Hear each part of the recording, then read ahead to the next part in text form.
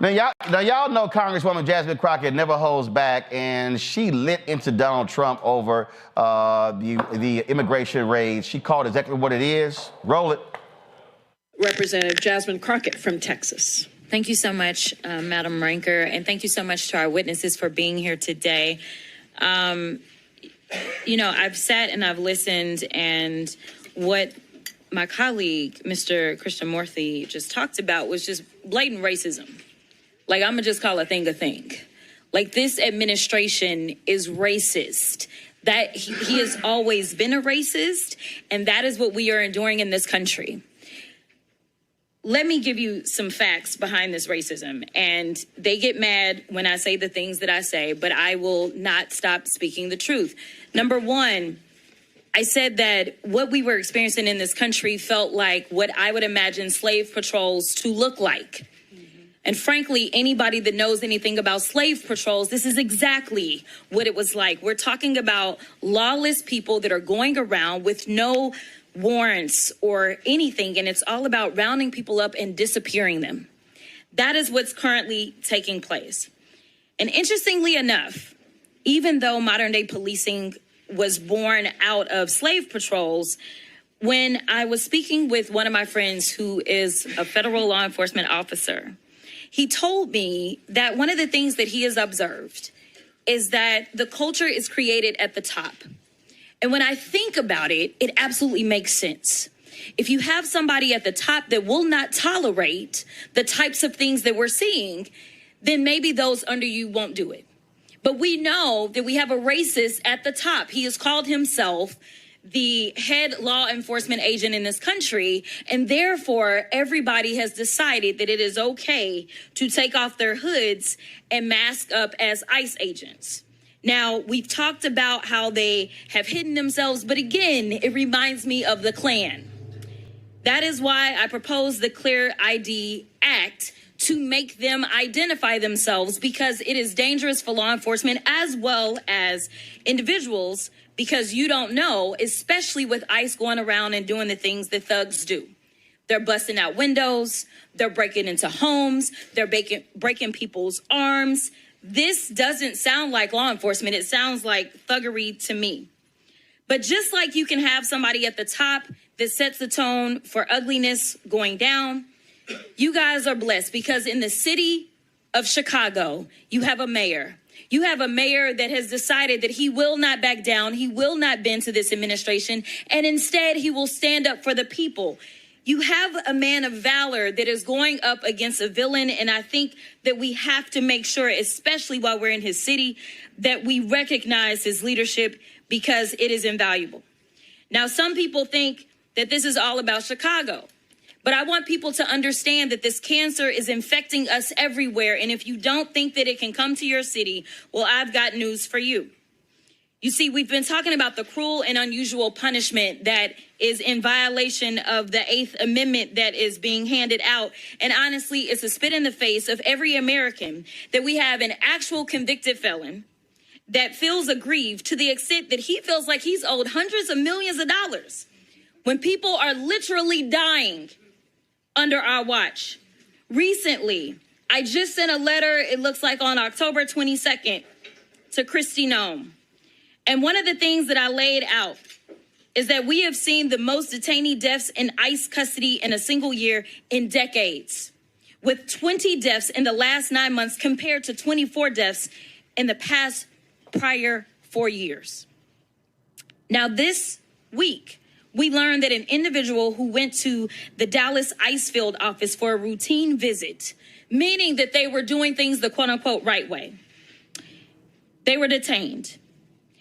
They knew that this individual had diabetes and required insulin every 2 hours. Despite ICE having been told this, the individual was denied access to their medication for 8 days, resulting in hospitalization. There are some that say that we are making America great. But to me, it doesn't feel like greatness. It feels like grossness. That's right. And in fact, I want to ask a few questions, and it doesn't matter who answers them. Is it great or gross to go into people's houses and drag them out in the middle of the night? Gross. Is it great or gross to make people afraid to do something as simple as go to school? Gross. Is it great or gross to make hard-working people say, I am too scared to show up to my job? Gross. Extremely gross. Thank you so much to each and every one of you for your courage. Thank you so much for showing up. And Miss O, I want to tell you that I understand that your mother is being detained in El Paso. I did go and visit that facility. I want you to know that I am always on my job. All right, then. Speaking truth wherever she can. Nicole Cole knows the cornerstone of a successful life starts here. Virginia Public Schools gave Nicole an excellent education. They helped her become a small business owner, family financial planner, mother, and community leader. Now, after 4 years on the Spotsylvania School Board, Nicole is running for delegate to meet the needs of all students. As our delegate, Nicole will fully fund our schools, raise teacher salaries, and help graduating students stay in our communities. Nicole Cole for delegate. For us, for our future. Josh Cole became a pastor and delegate to serve his community. That's why Josh is fighting to lower costs for families hurting from inflation and make sure we can all afford quality health care. But Sean Steinway has embraced his MAGA backers who support Trump's mass firing of federal workers and the MAGA plan to ban abortion with no exceptions. We deserve better than Sean Steinway. I'm Josh Cole, candidate for delegate, and I sponsored this ad. In the military, I gave orders, and they went a lot further than they do around here. If there's one thing I've learned as a mom and foster parent of more kids than I can count, investing in their future isn't a choice. In Richmond, I'll fight for Stafford's fair share for our schools. Smaller class sizes, better teacher pay, and more vocational training. I'm Stacey Carroll, and I'll fight to get our kids' future in order. As a pastor, I hear a lot about trips to the doctor, bills piling up, jobs being lost. So as your delegate, I went to work writing laws that protect families, helping parents care for their disabled children, capping insulin costs, lowering prescription prices, and investing in our police and schools. I'm Josh Cole, and as your delegate, I'm working to keep us strong and safe. Congresswoman Jasmine Crockett. She joins us right now. Congresswoman Crockett, you heard the conversation we were just having, and this is just a moment we're in where, look, folk can't be sitting on the sidelines going, well, so-and-so's not too bad, whatever. We see the attacks on women, black women, people of color, all sorts of people. The right wing is losing their mind because of what happened on Tuesday. I mean, they just going crazy. They've been calling you ghetto, every name, everything, how you talking, everything. They don't care. The reality is the norms of politics that were there for so long are gone. Donald Trump has said, y'all don't worry about any of that. Say and do whatever you want because I got you. Yeah, you're so right. It's interesting. When we did our field hearing in Chicago as it relates to ICE and what's going on there, under amazing leadership, might I add, we know that the mayor of Chicago, Brandon, has been doing an amazing job in defense of his people. But I made sure to point out that a friend of mine who is currently federal law enforcement said to me that he always sees a shift in what takes place based upon the tone that is set at the top. So yes, we have a thug and a criminal who is a criminal more so because of his mindset. He obviously has convictions to go along with that, but it's more so his mind, right? There are people plenty of times that have gotten into trouble, but it was out of necessity, which we are going to see a spike in crime as this administration is saying, do not feed people. When it comes to survival, people will survive, right? And so we are going to see these things, even though he claims to be about that life. But nevertheless, he has set a tone. He has set a tone that is just respectful. He has set a tone that is completely ignoring the people that put him into office. And there is no coof about him, so to speak, right? And so you can sit there as prim and proper as you want to be and get steamrolled, or you can meet his energy and recognize that, like, you're not going to be the one to be played with, right? And you can fight back. And I think one of the reasons that he usually can't keep my name out of his mouth is because he is threatened with my ability to communicate. He understands that when I speak, I just speak very plainly, which allows me to communicate to the masses, which a lot of my colleagues don't necessarily. Let me be real clear, Congresswoman. I had a very well-known Republican tell me the reason our side hates Jasmine Crockett is because she's good. He was like, he said it. He was like, she drives us up the wall because she's good. Those were his exact words. Yeah, I don't doubt it. I mean, I've literally, as you know, I'm constantly traveling the country. And, I've had Republicans walk up to me and tell me, they, first of all, make it clear that they love me, and then they make it clear that they are Republicans. And they tell me that they don't necessarily agree with everything that I say or my stances, but they, number one, love the fact that I am always standing on my own 2 feet, and I am fighting for what I believe in. Like, they genuinely believe what it is that I'm fighting for when I'm fighting. Even if they disagree with the fight, they know that no one is controlling me. And number two, people know that I have my education. So I don't feel like I necessarily need to sit down and have an SAT conversation with everybody, because I don't really know that that's like most effective. Well, then again, Jasmine Crockett, you got that guy from Louisiana, John Kennedy, with that fake-ass accent. I mean, there's actual video of him talking, and there is no country twang whatsoever. And he's over there and he is just talking like he's just homespun stuff. Mm-hmm. Yeah. No, I mean, what the Republicans have been effective at doing is they love to throw a bomb, right? And usually the Democrats will scurry and go ahead and spread the news about the bomb, right? I am so appreciative of our party because they are kind of like, you know what, we're not falling for that anymore. And hopefully we can keep up this energy. If you remember, there were a lot of people saying that Jay Jones was not going to pull off the attorney general position in Virginia. And there were Democrats saying, oh my God, he sent this terrible text message. He needs to resign and not run. And we not have anybody. 10 years ago, he would have been forced to resign. He would have been forced to drop out of the campaign. Listen, there were still Democrats that were talking about it. And my deal was, say what you got to say, denounce what he did. But in this moment, do you trust this Republican attorney general to stand up when it is the state legislature that decides that they need to fight fire with fire and give us more seats out of Virginia to go to the U.S. House because they're trying to balance out this power struggle that Trump is on? Or when it comes down to Trump deciding that he's not going to send appropriated dollars to the state of Virginia, do you think that the Republican AG is going to be the one to sign up to go and get those dollars? No. So at the end of the day, you got to put your mask on first. And so you can say he is not my favorite person. And I just appreciated that the Democrats got rid of kind of the purity test. You can have whatever issues you have with him. But at the end of the day, you got to make sure you're looking out for you. And I was very excited to see that he was able to pull off the win. Not that I know him. I've never met him. I've never talked to him. But because it seems like people did not get caught up in the distractions.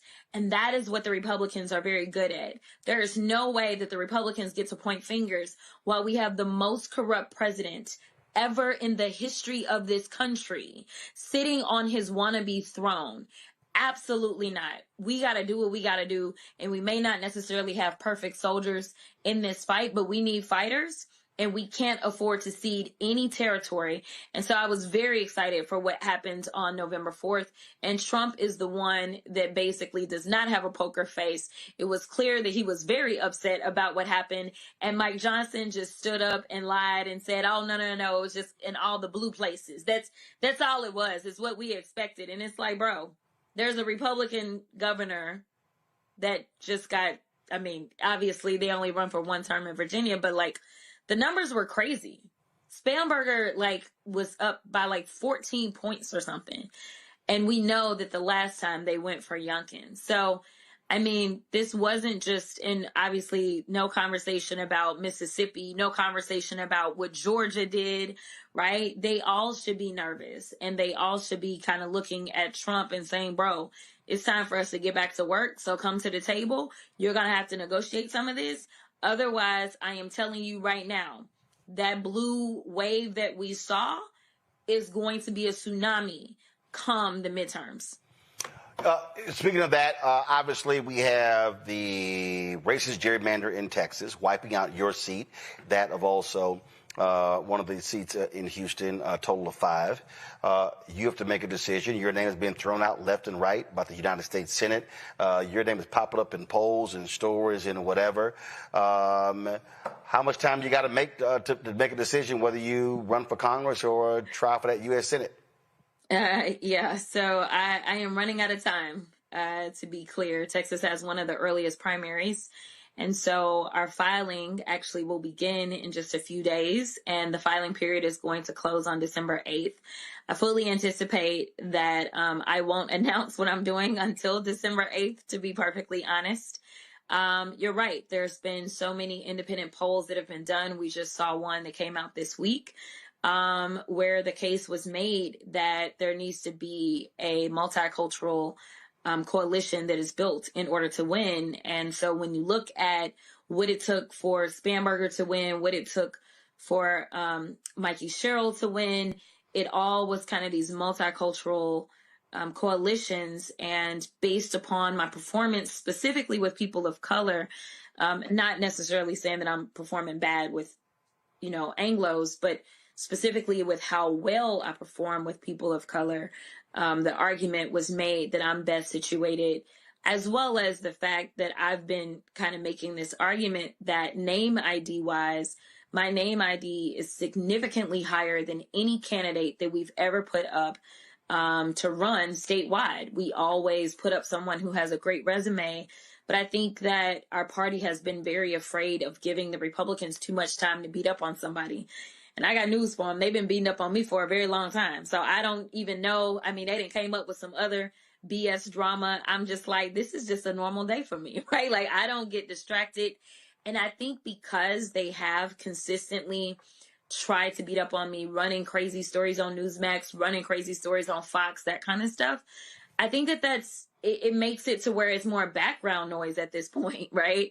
Instead of something that anybody would pay attention to, because it's the same old, same old. And so I think that we have invested a lot in kind of a blank slate, somebody that hopefully they can't tear down. And I also think the Democrats have really taken a lot of time to say we want to go after the crossover instead of going after our base. And so it's a matter of difference in style. I believe that I have a lot of base to get to that we could bring out so that we could expand the electorate in Texas. So often people say, well, it doesn't matter anyway. I'm not going to go vote because it's just going to be a Republican. But I remember a time in which a lot of people in this country never thought we would see a Black president. And I remember that people were hopeful. They weren't necessarily believing, but they were hopeful, right? And it is my hope that I can instill that we deserve better in the state of Texas, and that we deserve a U.S. senator that is Texas tough, but always is going to put all of Texas first. And so, we'll see. I don't plan to go out here on a dummy mission for sure.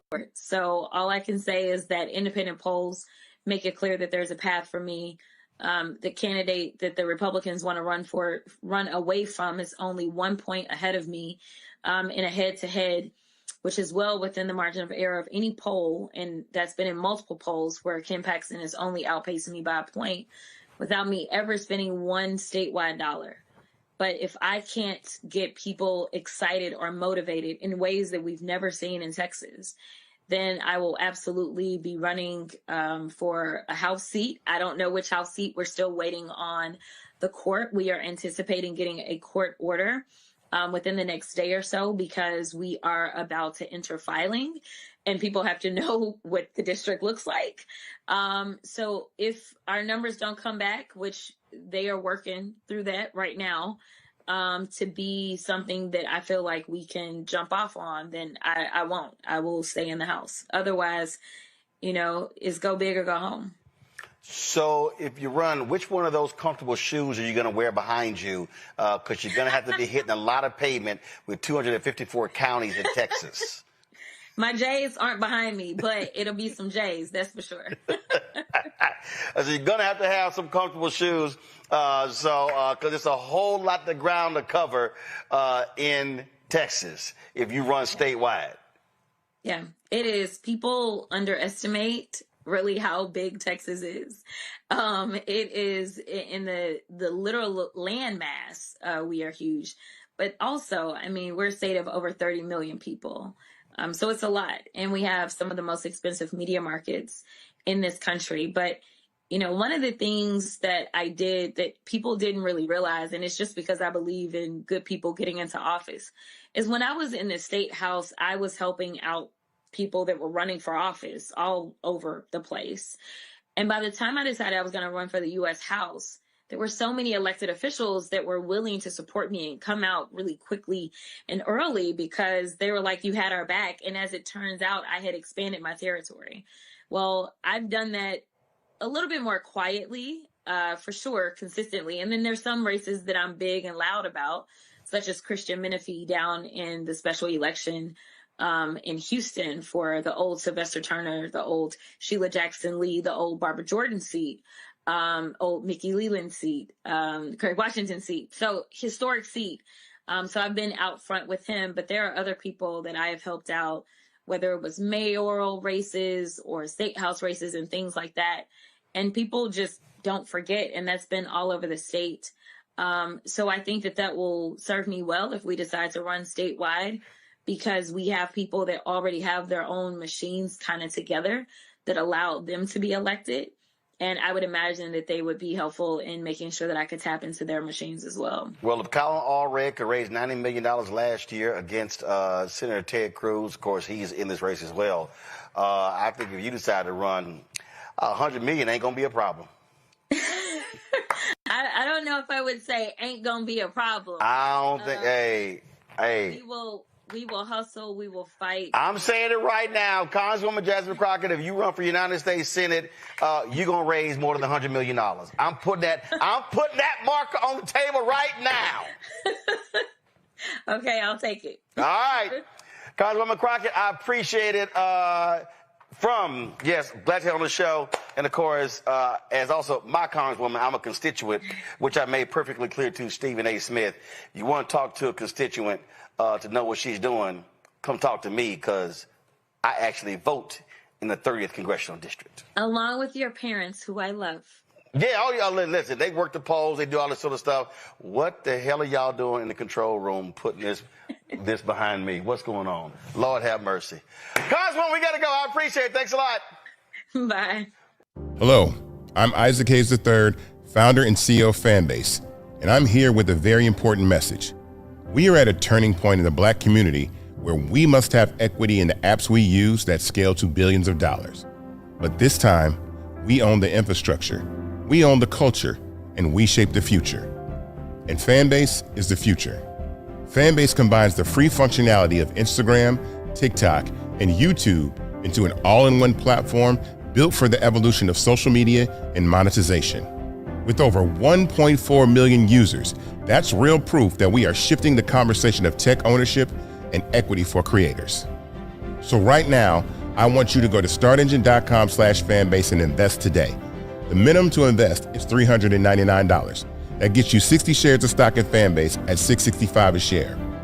This marks a turning point in Black ownership of social media. If we don't take this opportunity to own social media right now, we will always be customers to our own creations. And that can't go on. So once again, go to startengine.com/fanbase and invest today. We must own the platforms where our voices live, our stories matter, and where our culture drives the world. Thank you.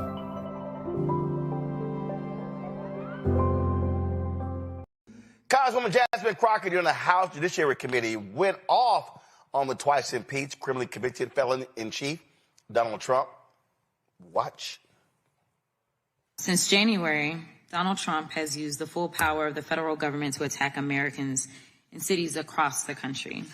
In Donald Trump's America, you are at increased risk of experiencing militaristic operations in your home, increased risk of being subject to detainment by mass thugs and wannabe vigilantes, increased risk of suffering injuries due to reckless and illegal acts by rogue federal agents, increased risk of being deported to foreign nations even if you are an American citizen, and you're at an increased risk of being targeted by federal government for criticizing the president and his friends. Congressional Republicans have completely abandoned their Article I powers and have exchanged their responsibility to their constituents with fealty to the president. They have allowed the president to morph federal agencies into instruments of autocracy. And as a result, the president has been able to ignore federal law, disregard court orders, and implement the largest pay-for-play scheme in American history. The White House, well, what's left of it anyway, is literally up for sale. The federal courts have characterized this presidency as, quote, lawless. In fact, when ruling against illegal acts committed by the administration, a Republican-appointed federal judge stated, quote, the court cannot imagine how the public interest might be served by permitting federal officials to flaunt the very laws they have sworn to enforce. In a separate case where the administration was sued for unlawful acts, the judge, also a Republican appointee, stated, quote, allowing constitutional rights to be dependent upon the grace of the executive branch would be a dereliction of duty by this third and independent branch of government and would be against the public interest. But in another case, the court summed it up perfectly by declaring, quote, as is becoming far too common, we are confronted again with the efforts of the executive branch to set aside the rule of law in pursuit of its own goals. Judiciary Committee Republicans have been completely complicit in this corruption. But since they're so interested in restoring law and order, I have a couple of suggestions on where they can start.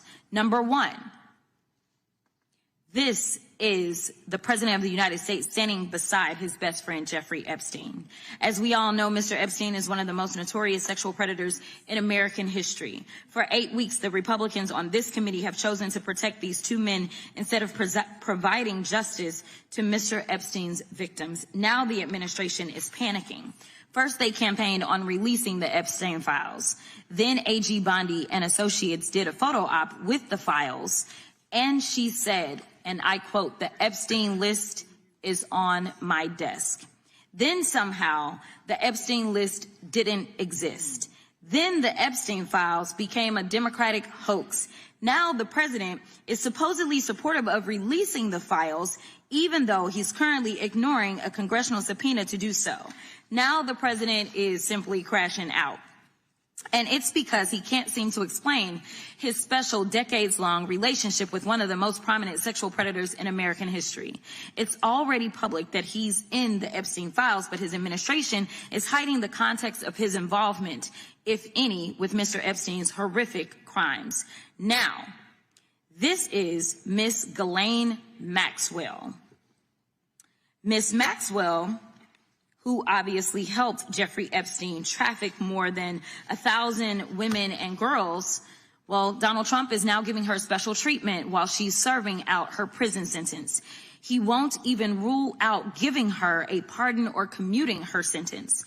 I don't need to explain why pardoning sex traffickers wouldn't be restoring law and order. Now, this is Secretary of Homeland Security, Kristi Noem.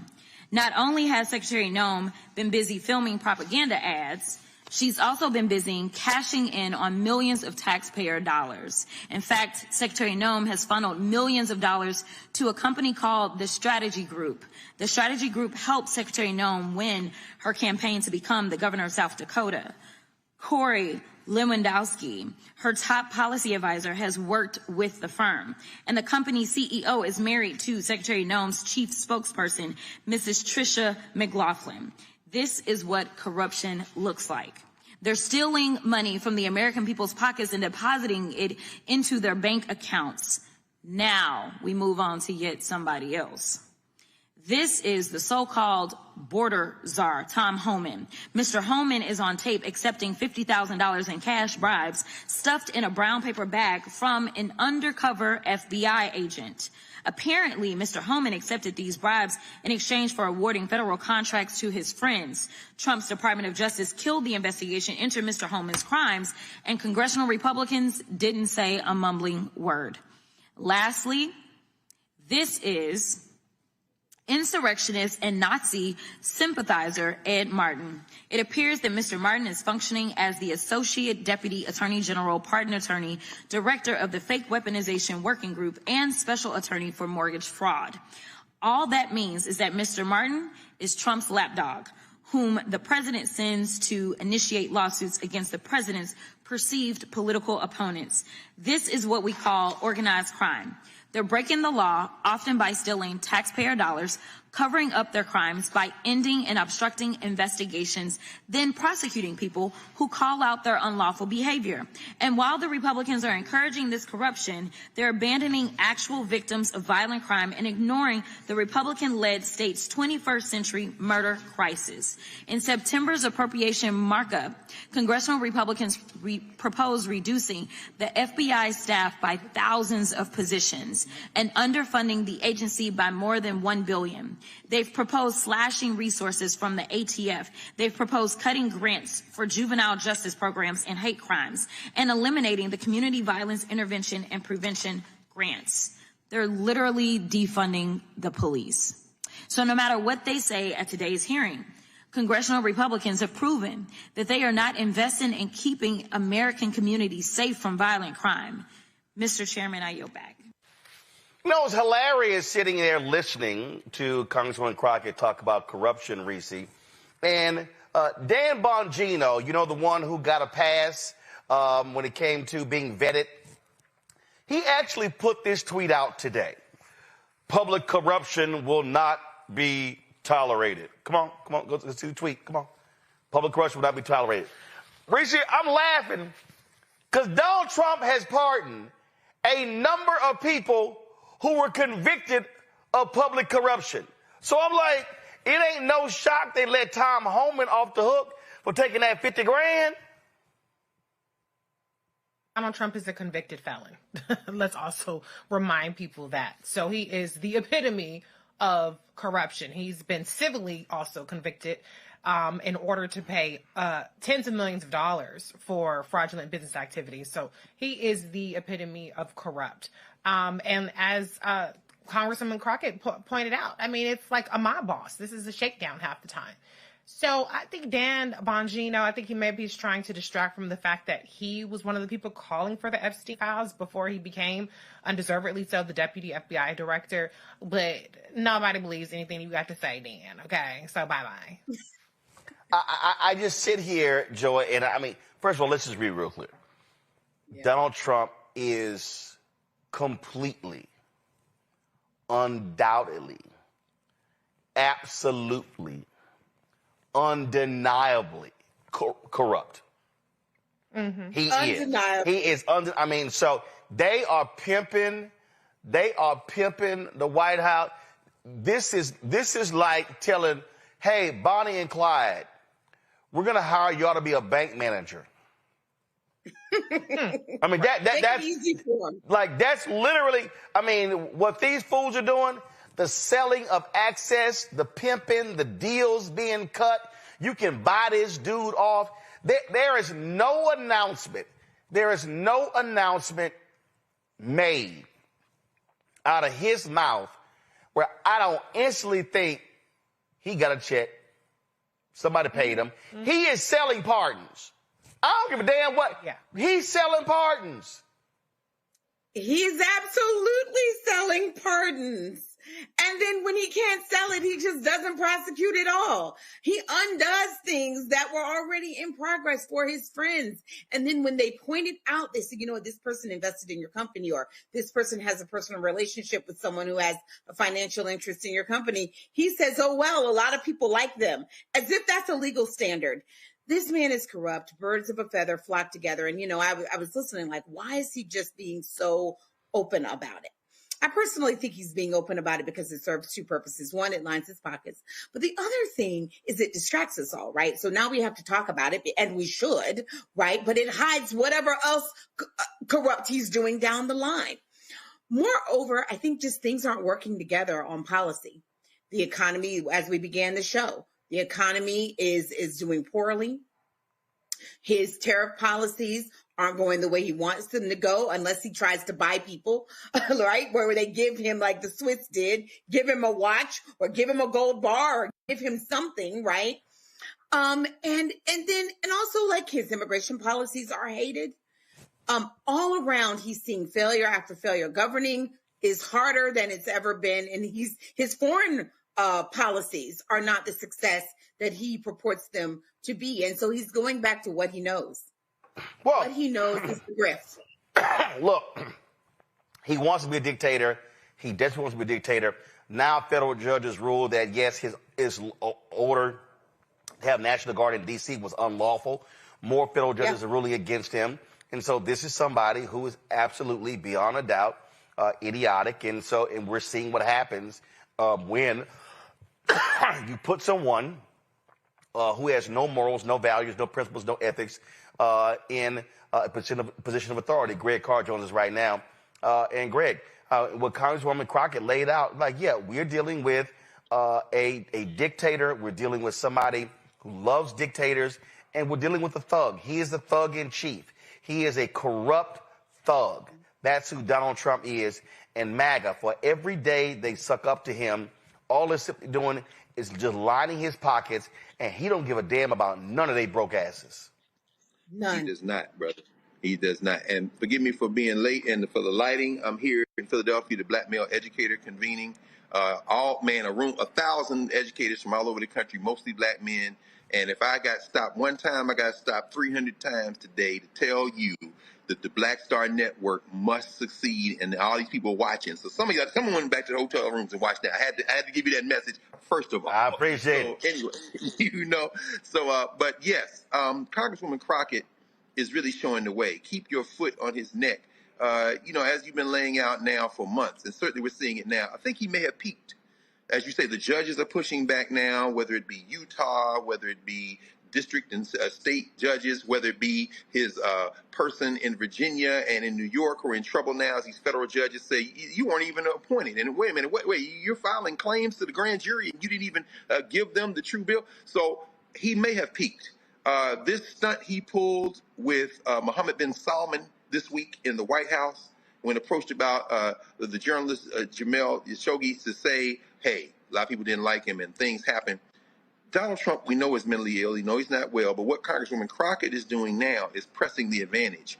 If we had some more people to follow her lead and join her, I think you would see a very big sea change. We certainly saw it with Thomas Massey and Ro Khanna and the four who would not be shaken, who decided to go ahead on the Republican side and move toward getting the Epstein files released. I don't expect they're going to be released. But you saw not only was only the one congressperson, that crazy Clay Higgins that you've been roasting, vote not to release them, but the following day they then voted unanimously, Senate and House Representatives, to say, oh, and that money you trying to steal, $500,000 floor, you gonna stop doing that. Everybody had to vote against that.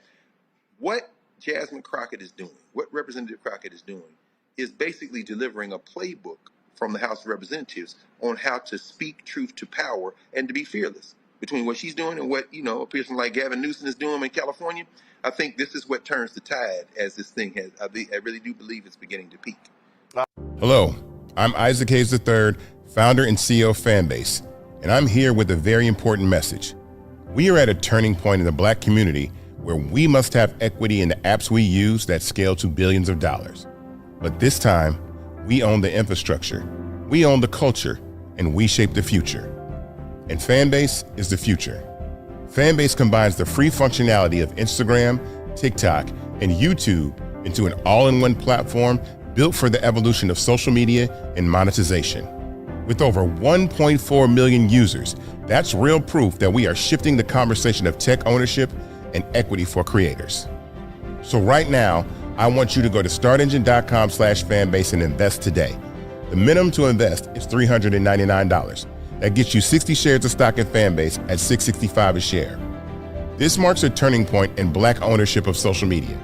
If we don't take this opportunity to own social media right now, we will always be customers to our own creations. And that can't go on. So once again, go to startengine.com/fanbase and invest today. We must own the platforms where our voices live, our stories matter, and where our culture drives the world. Thank you.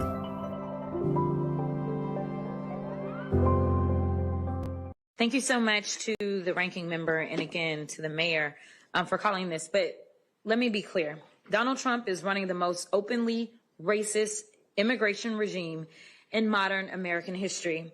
I've said it once and I'll say it again. Donald Trump's mass deportation system makes me think of what a modern day slave patrol would look like.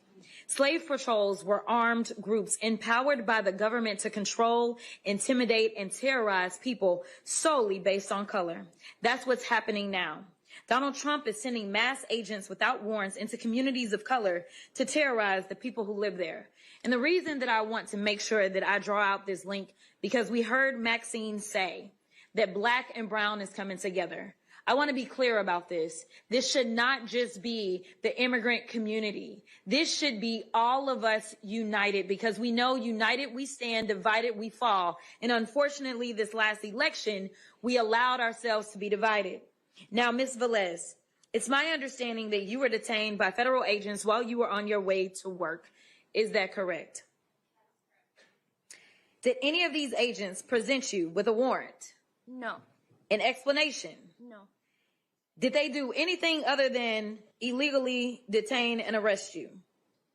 Yeah. Did they even identify themselves? No, they did not. Okay. Donald Trump has created an environment where these agents believe they are above the law. And one of the things that the ranking member just said was that there's a level of dehumanization. It is in that dehumanization, whether we are talking about the language they use to describe human beings, or whether we talk about the fact that they don't feel as if certain people are entitled to their constitutional rights. That is why Ms. Velez, unfortunately, was denied her constitutional rights, which we know she was supposed to enjoy in, just like those in our immigrant community. But this isn't just that this is the most openly racist immigration regime in modern day history. It is also the most violent and deadly immigration regime in decades. More people have died this year in ISIS custody than in any year since the early 2000s, and the year is not over. Ms. Kozlowski, talk to me about the disturbing reports of unsanitary and inhumane conditions, which are partly responsible for the increase in deaths at the federal detention facilities.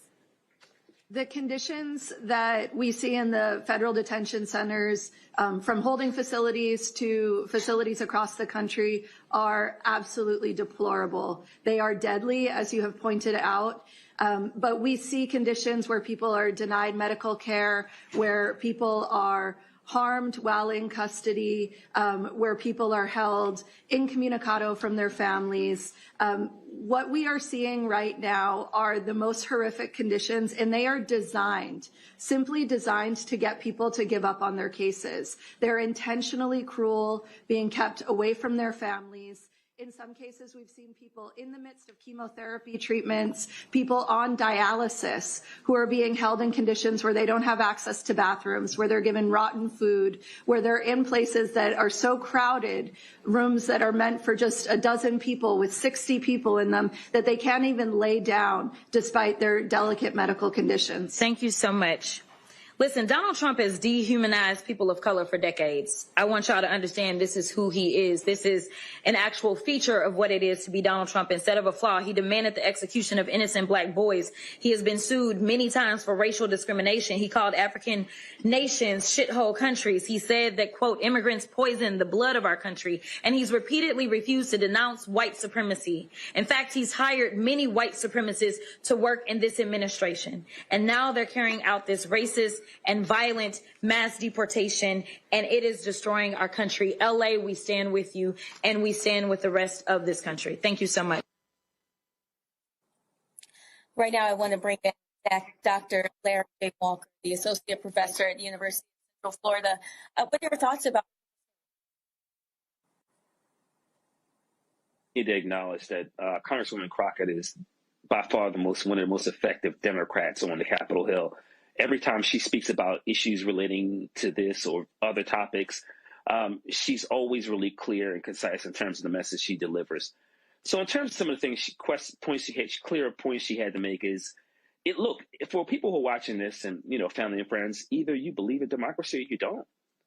In a country in which people have been, in this case, fairly, unfairly arrested, there is not only in terms of due process, but there's a level of humanity that has to be expected for those who find themselves in, part of the prison system, whether it's ICE or arrested for minor offenses. And what we've heard over the last several months and what you heard Congresswoman Crockett describe, it is not consistent with a democracy. In fact, I would even argue that, you would find the UN, if they came in and investigated what's some of the conditions in which we've heard described in this conversation and others, is, we would certainly see some UN human rights violations.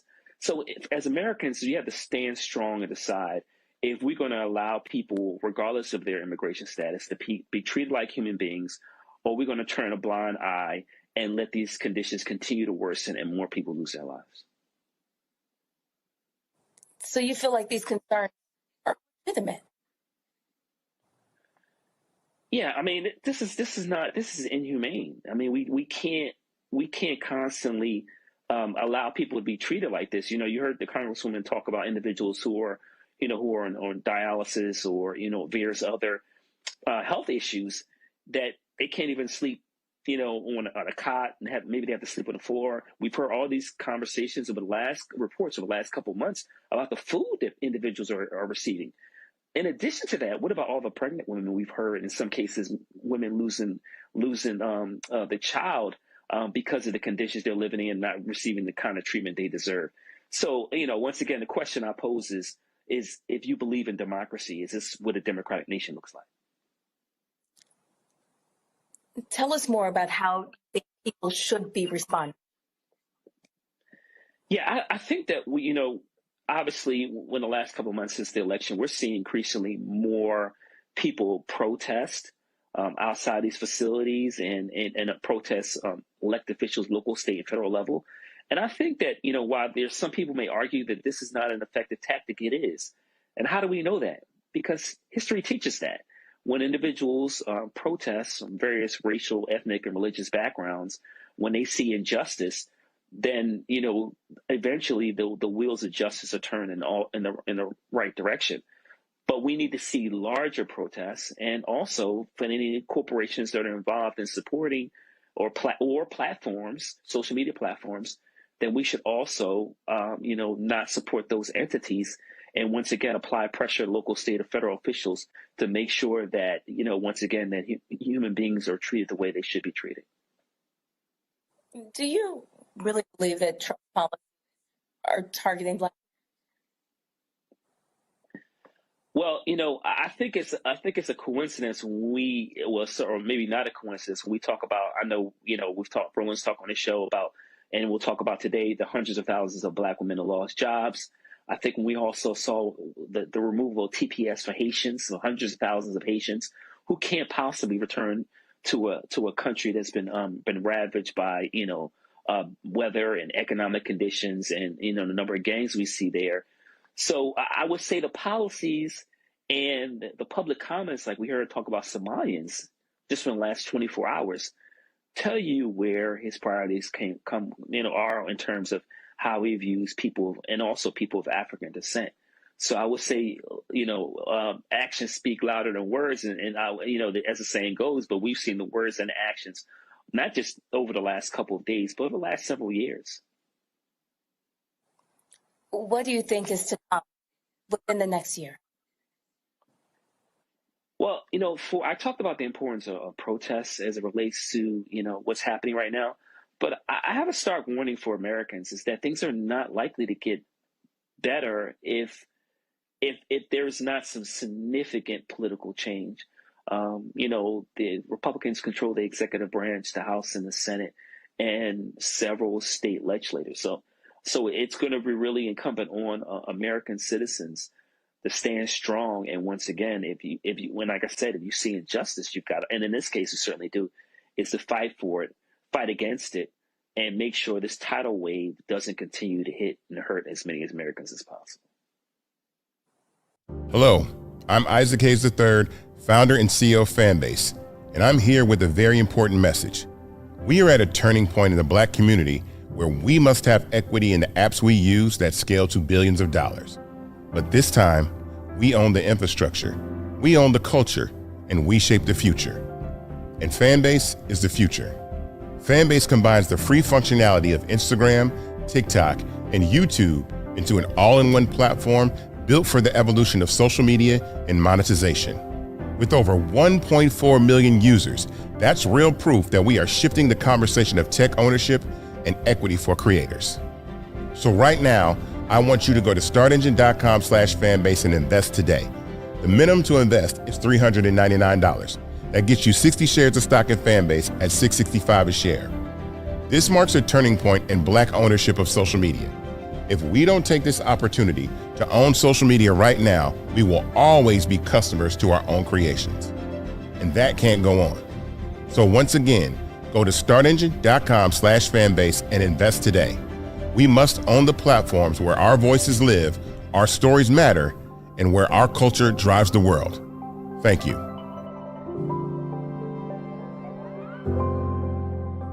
Folks, today is the filing deadline to announce you're running for office in Texas. And this is a live look of the original location of Friendship West Baptist Church, where Congresswoman Jasmine Crockett is announcing she's running for the United States Senate. Let's go live there. Here's Pastor Frederick Douglass Haynes III, who also filed today to run for the congressional seat that she was going to run for as well. Let's go live to Dallas.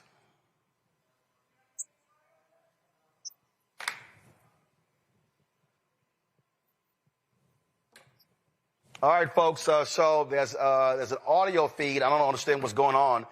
So let's. What feed are we looking at? Okay. So. Okay, we're seeing this. Yes, it is. I got it on my YouTube channel, folks. I'm listening to it right now. So I don't understand. Go to YouTube. Go to Jasmine Crockett. Go to Jasmine for US. Pull up her YouTube channel. I'm listening to it right now. Okay, I'm telling y'all right now. Okay. I'm listening. Okay, control room. This is literally Freddie Haynes talking right now. So there's audio. So if y'all ain't hearing it, it's an issue in the control room. So there is audio.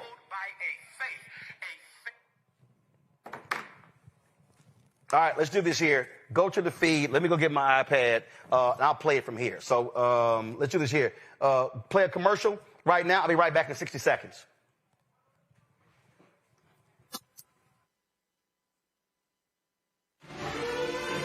Violent white supremacy is, quote, the most persistent and lethal threat in the homeland. The greatest terrorist threat to the homeland is the homegrown violence stream, including hate crime committed on behalf of some kind of white supremacist ideology. They are coming after everything in Black America. MAGA and Donald Trump are specifically targeting Black America. They are going after the money.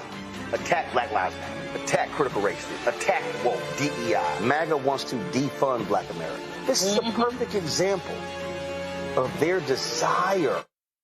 Y'all, problem fixed. Let's go live to Dallas. fight for those who cannot fight for themselves, but also fueled by faith as she puts on the whole armor of God. She's a facilitator. I love that about Jasmine Crockett, because especially during the last administration, she was a facilitator of funding that came to our district, that came to our community, because she's a fighter, she's a facilitator, but wait, she's a friend to everyday people. Listen, Jasmine Crockett has made District 30 a national district. Everybody in the nation knows Jasmine Crockett. She's the baddest sister out there. I'm talking about Jasmine Crockett, and yet as amazing as she is, as phenomenal as she is, she's remained a friend to everyday people. She's someone you can talk to and touch. She listens to you. I'm talking about Jasmine Crockett. So since Jasmine is a fighter, since she's a facilitator and a friend to everyday people, I guess I'll close by saying the future is bright with Jasmine Crockett. The future is bright. Our best days are in front of us, as dark as it is right now. With Jasmine, the light is about to break out and shine. And so, y'all, I've got confidence in Crockett. I know there is justice with Jasmine. I hope y'all get what I'm doing right now, because Jasmine Crockett, that master alliterator, is someone that we need for such a time as this. Y'all know I'm a preacher, so I got to at least use that on you, because Esther was called to the kingdom at a dark time. Esther was called to the kingdom when it looked like a people were going to get erased, and yet Esther stood up, and because she stood up, a future was facilitated.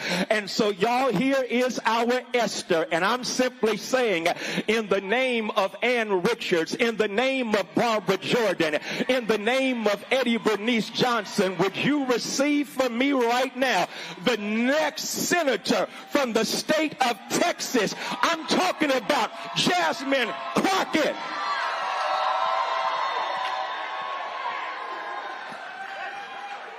Thank you so much, Pastor Haynes. If I can have everybody direct their eyes to the screen, please. Thank you. How about this new one they have? Their new star, Crockett. How about her? She's the new star of the Democrat Party, Jasmine Crockett. They're in big trouble. But you have this woman, Crockett. She's a very low IQ person. I watched her speak the other day. She's definitely a low IQ person. Crockett. Oh, man, oh, man. She's a very low IQ person. Somebody said the other day she's one of the leaders of the party. I said, you got to be kidding. Now they're going to rely on Crockett. Crockett's going to bring them back.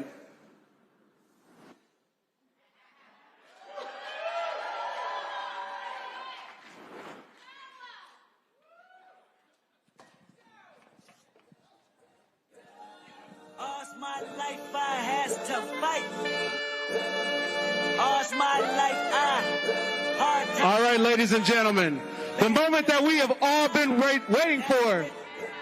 The next U.S. Senator from the great state of Texas. Please welcome to the stage, Miss Jasmine Crockett! We gon' be all right. Huh? We gon' be all right. We gon' be all right. Y'all look good. Y'all look real good. But are you fired up? Are you ready to go? All right, Texas, let's get down to it. I know y'all are ready to hear some good news, and some of y'all already heard it before you even got here. Yes, it is true. I am running to become your next United States Senator from the state of Texas.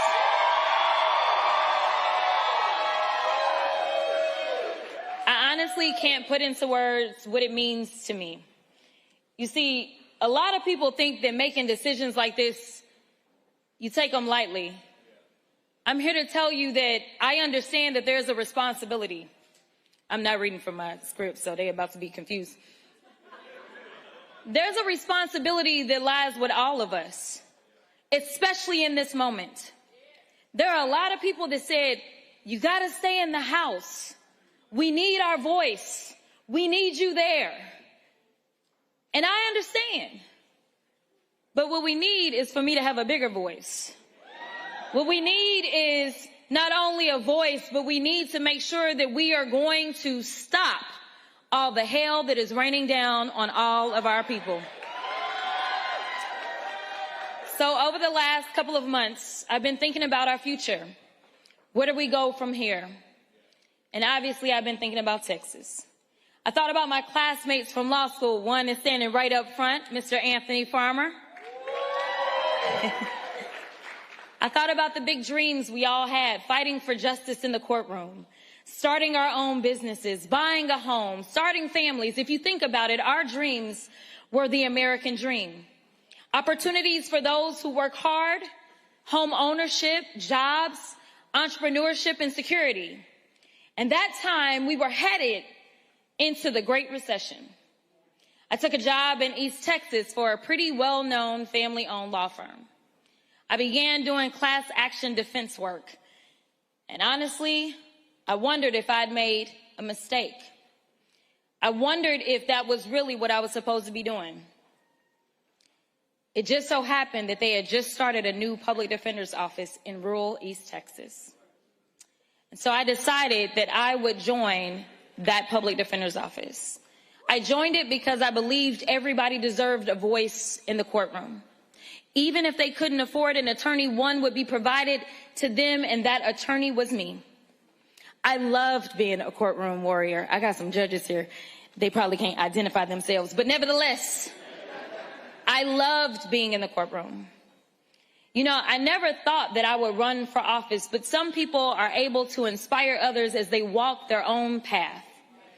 As a 27-year-old public defender walking in her path, there was someone who came along and inspired me. There was this charismatic, funny, intelligent, and exciting young candidate with a funny name who just got into the U.S. Senate and was running for president. Many doubted if this country was ready, while others, well, we got to work and kept hope alive. We didn't focus on the naysayers. We didn't get distracted by any pollsters. We remained laser focused on getting the person who was best for the job into the seat. We didn't let history diminish our hope in what was possible. We ignored that the devil on our shoulder that sometimes tries to tell us your vote doesn't matter. The country's not ready. He can't win. And responded with that timeless American creed. Yes, we can. Yes, I'm talking about President Barack Obama. How many no's do you think he heard before he got a yes? No, you can't win. No, the country's not ready for a black president. No, a black man can't get elected. No, your middle name is Hussein. No, you can't beat the Clinton machine. But every time they told him no, he looked them right in the eyes and he told them yes. He said, yes, we can. Yes, we can deliver on health care. Yes, we can enshrine equal rights. Yes, we can bring jobs back to America, create opportunities for all. And yes, we can save the economy after a Republican president sends it into the gutter. People ran lies, rumors, and tried to poke holes in everything about Obama, from his faith to his heritage. Falsehoods about his daddy, mistruths about his mama. There was even a question about his birth certificate. But he didn't let any of that get in his way. He worked and worked and worked to inspire and instill a sense of hope. And man, do I remember. I remember hoping. Now, I don't know if I really believed. But I knew that we had to try. I knew that we had the power. He turned those no, you can'ts into yes, we cans. Yes, we deserve better. Yes, we will dig deep.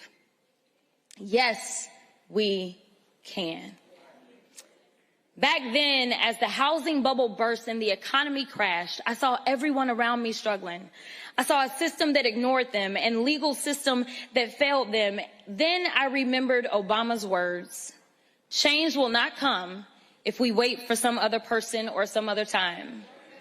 We are the ones we've been waiting for. We are the change that we seek. So many of you don't know, but I was 28 by now. And I decided that I was going to run to become the Bowie County Democratic Party chair. I was elected as the youngest Black Democratic Party chair in the history of Texas. Later, I moved to Dallas, and frustrated by the broken laws on our books, I ran for the Texas House of Representatives to be that agent of change. I took on the establishment, ran against an incumbent, and there were folks in my ear, that devil on my shoulder, that said I could not win. I was being outspent 5-1. And even those that said I had to be less of myself, I tuned that noise out. And even though I was outspent, I was never outworked. When I look across this room, I see folks who knocked on doors for me back then in 2020. I see people who believed in me before any viral moments. I see people who believed that I could and would be different. I see the people that locked arms with me. Some of those elected officials that went out on a limb and endorsed me when nobody else would. You see, I didn't get anywhere on my own. Every step of the way has been with you. The people who have fueled this fire. You've chipped in your hard-earned money. Hey, donors, because I see some of y'all too. You put in the sweat equity under the hot Texas sun, knocking on doors, putting out signs. You've driven your neighbors to the polls, dragged your coworkers to go vote. You're the ones who walk your precincts, register thousands of voters, and you're the ones who flip seats across the state at every level. When Texas turns blue, it won't be because of any one candidate, but because of each and every one of you doing your part. Turning Texas blue is what I want to talk to y'all about today.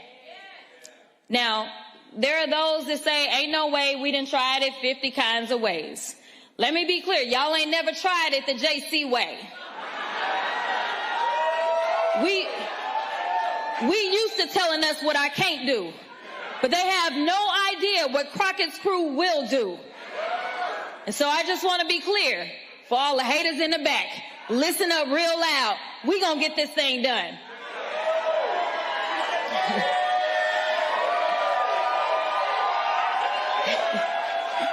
So they tell us that Texas is red. They are lying. We're not. The reality is that most Texans don't get out to vote. The reality is that the people that I used to work with in the Texas House did everything that they could to make sure that they could suppress voices. If we were so red, they wouldn't be so pressed. Let me be clear. The reason that the governor always got time to call out my name is because he understands that I know how to speak to everybody, not just some folk. There are folks who feel like their vote doesn't matter and that nothing will change or that candidates don't speak to them. And honestly, I can't blame them. But I'm here to address those Texans specifically who feel as their vote doesn't matter. Let me tell you it does. Earlier, I talked about my first race for state representative, and I talked about the fact that I was outspent 5-1. They had the money, but I had the people. When the first batch of votes came out, I was down by 700 votes. I told my team it was over. Carmen, who's right up front, rushes down and says, no, we about to go to elections. I said, y'all, it's over. We've been voting for 3 weeks and we down by 700. We ain't coming back. Around 10 o'clock, somehow somebody said, Rep, you only down, well, I wasn't Rep then. You only down by 50 votes. I said, oh, we getting good. We getting good. I said, now y'all tell me what's still out. Is anything out? Are we done? Because it was getting late. And they said, MLK is still out. I said, oh. I said, if anybody came through for me, it was going to be MLK. And when I tell y'all, when the votes were counted, I had won by 90 votes.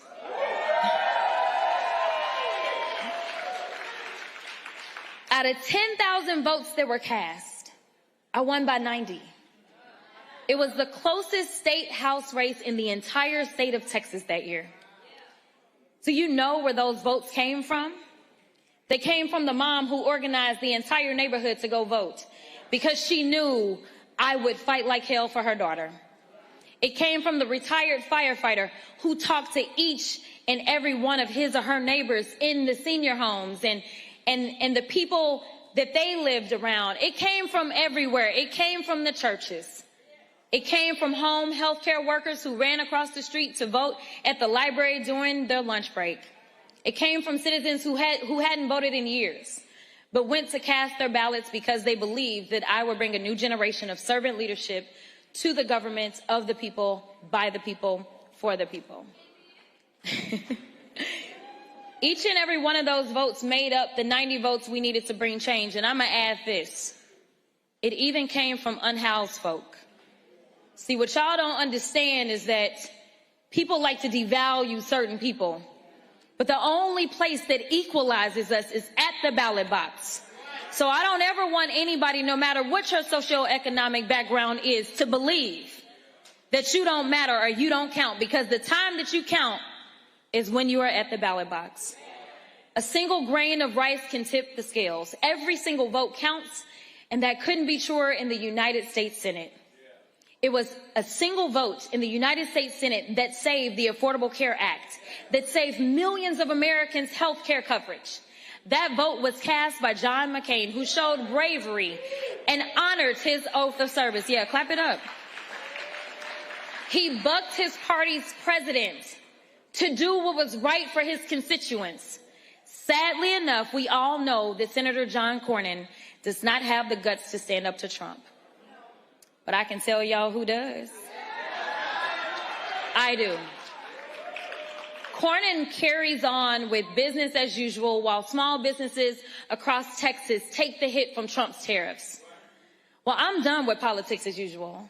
I'm done with going along to get along, and it gets us nowhere. I'm done watching rural hospitals and public schools close their doors. I'm done watching parents be afraid to send their kids to school or the mall or the movies because Republicans have flooded our streets with guns.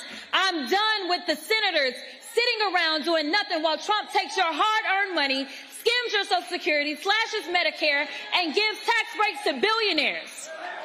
I'm done. I'm done watching the American dream on life support while Trump tries to pull the plug. The gloves have been off, and now I'm jumping into the ring. I'm asking for your support to be the next United States Senator from the greatest state of Texas.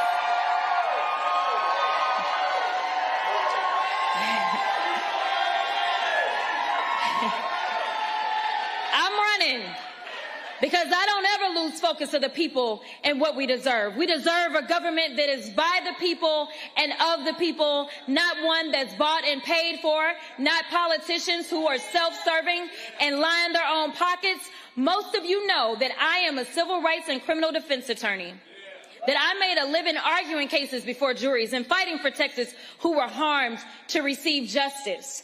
I have won cases and convinced juries in the deepest, reddest parts of this state.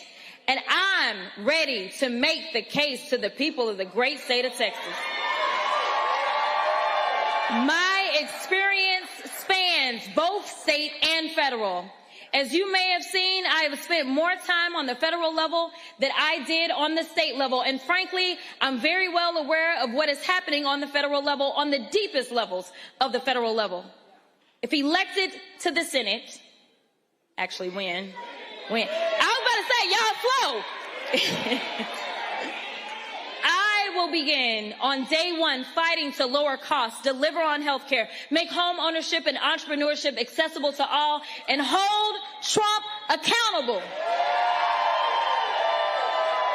I'll hit the ground running because I'm already in the belly of the beast right now. Many people wonder why I jumped in this race so late, and I just want to be clear that this was never my intention.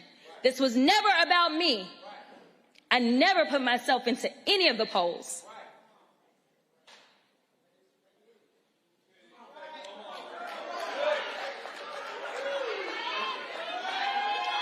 Listen, my question was, which congressional seat would I be running for?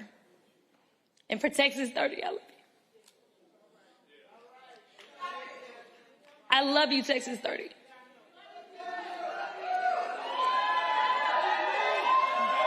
Okay, I'm gonna finish. But the more I saw the poll results, I couldn't ignore the trends, which were clear, both as it relates to the primary as well as the general election. I could have played it safe and continued serving in the United States House of Representatives for as long as my constituents would have me. But I don't choose to do that.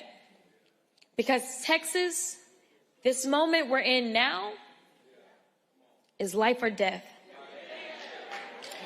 It's all or nothing. It's now or never. We find ourselves at a crossroads. We're faced with a hard choice to make people believe. We've got to make sure that they understand that we are not to go back. We are not to allow our hard-earned progress of our foremothers to be wiped away. We lose Social Security, Medicare.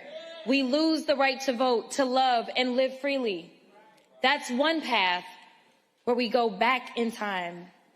The other path is learning to live in Trump's America and shrinking ourselves into the shadows.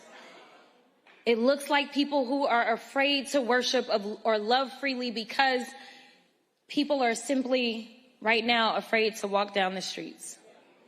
It looks like a country facing denial, bank loan denied, healthcare denied, American dream denied.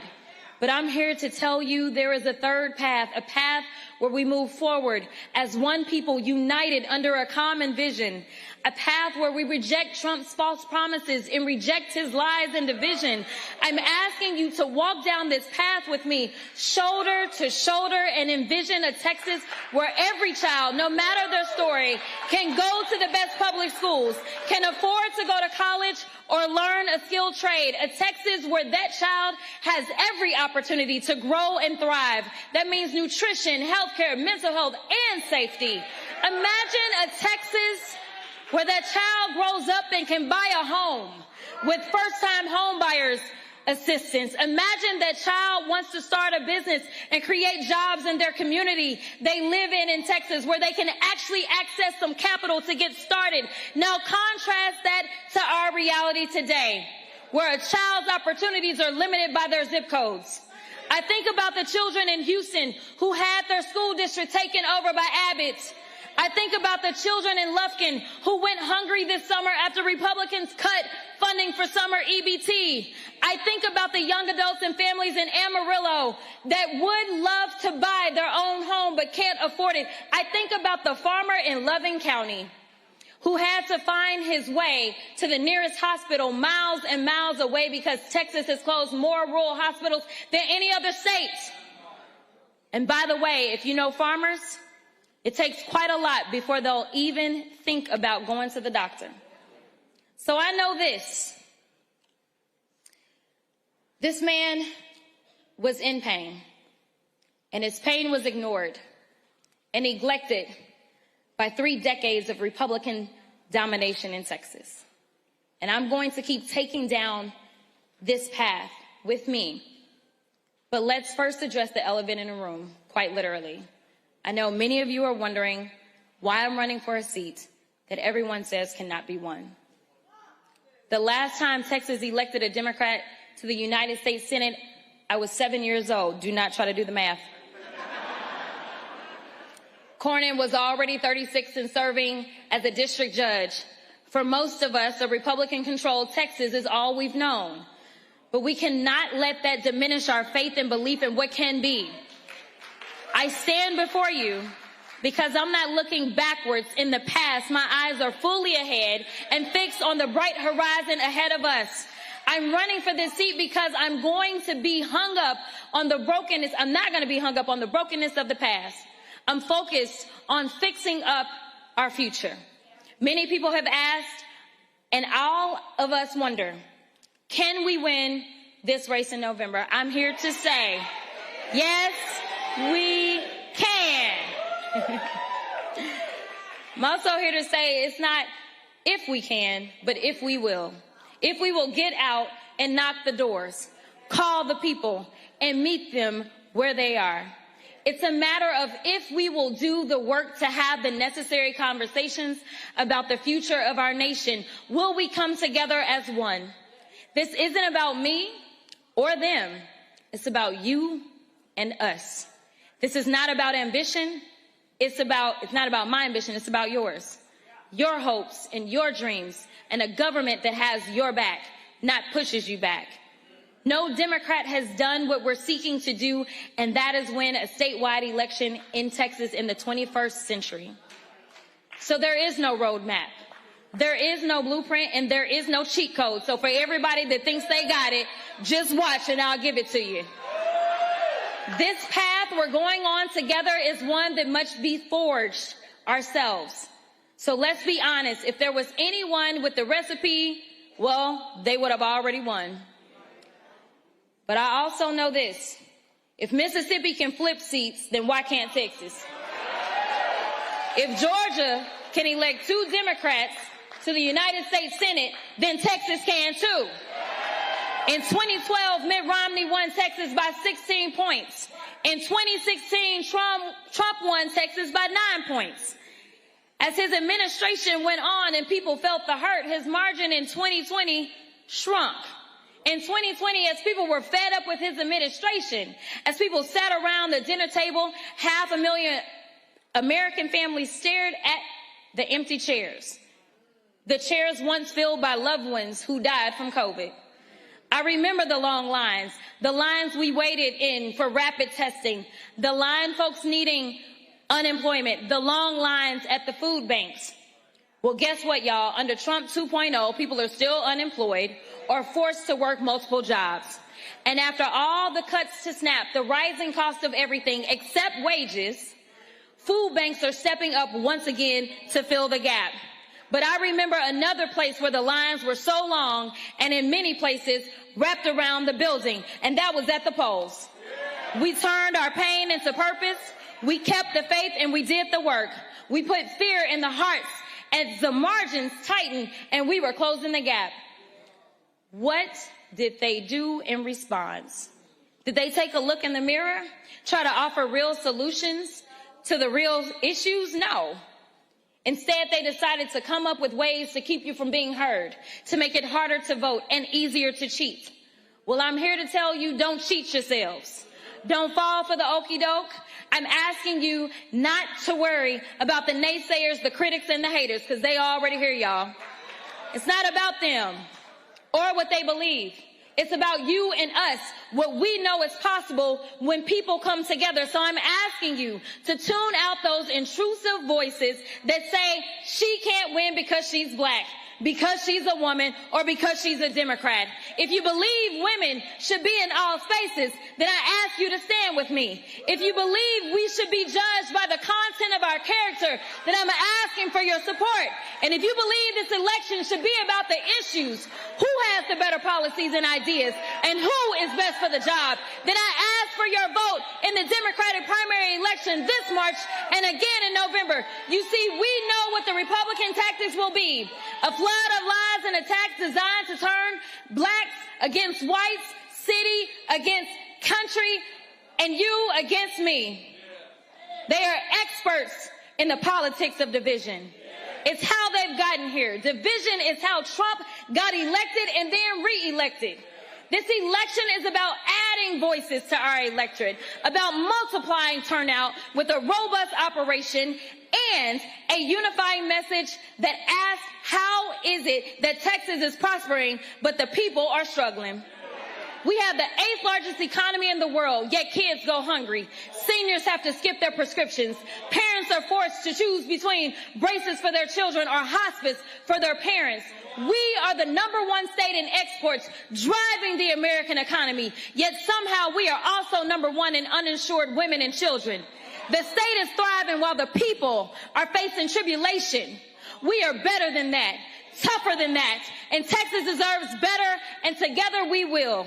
This campaign is for those who believe that the government should work harder than the people it serves. This campaign is for every single person that is done with politics as usual, that's fed up with the establishment, that's sick and tired of being sick and tired. Texas has no shortage of talent, no shortage of ideas, grit, or tenacity. Our state powers this nation. Our economy drives the world. Texas is a big boy state made up of brawlers and people with a moral code. Our representation should reflect that, and sadly enough, it doesn't. After evaluating the data, analyzing the trends, researching historic numbers, and combing over the crosstabs, it was clear the numbers were strongest for my candidacy for United States Senate.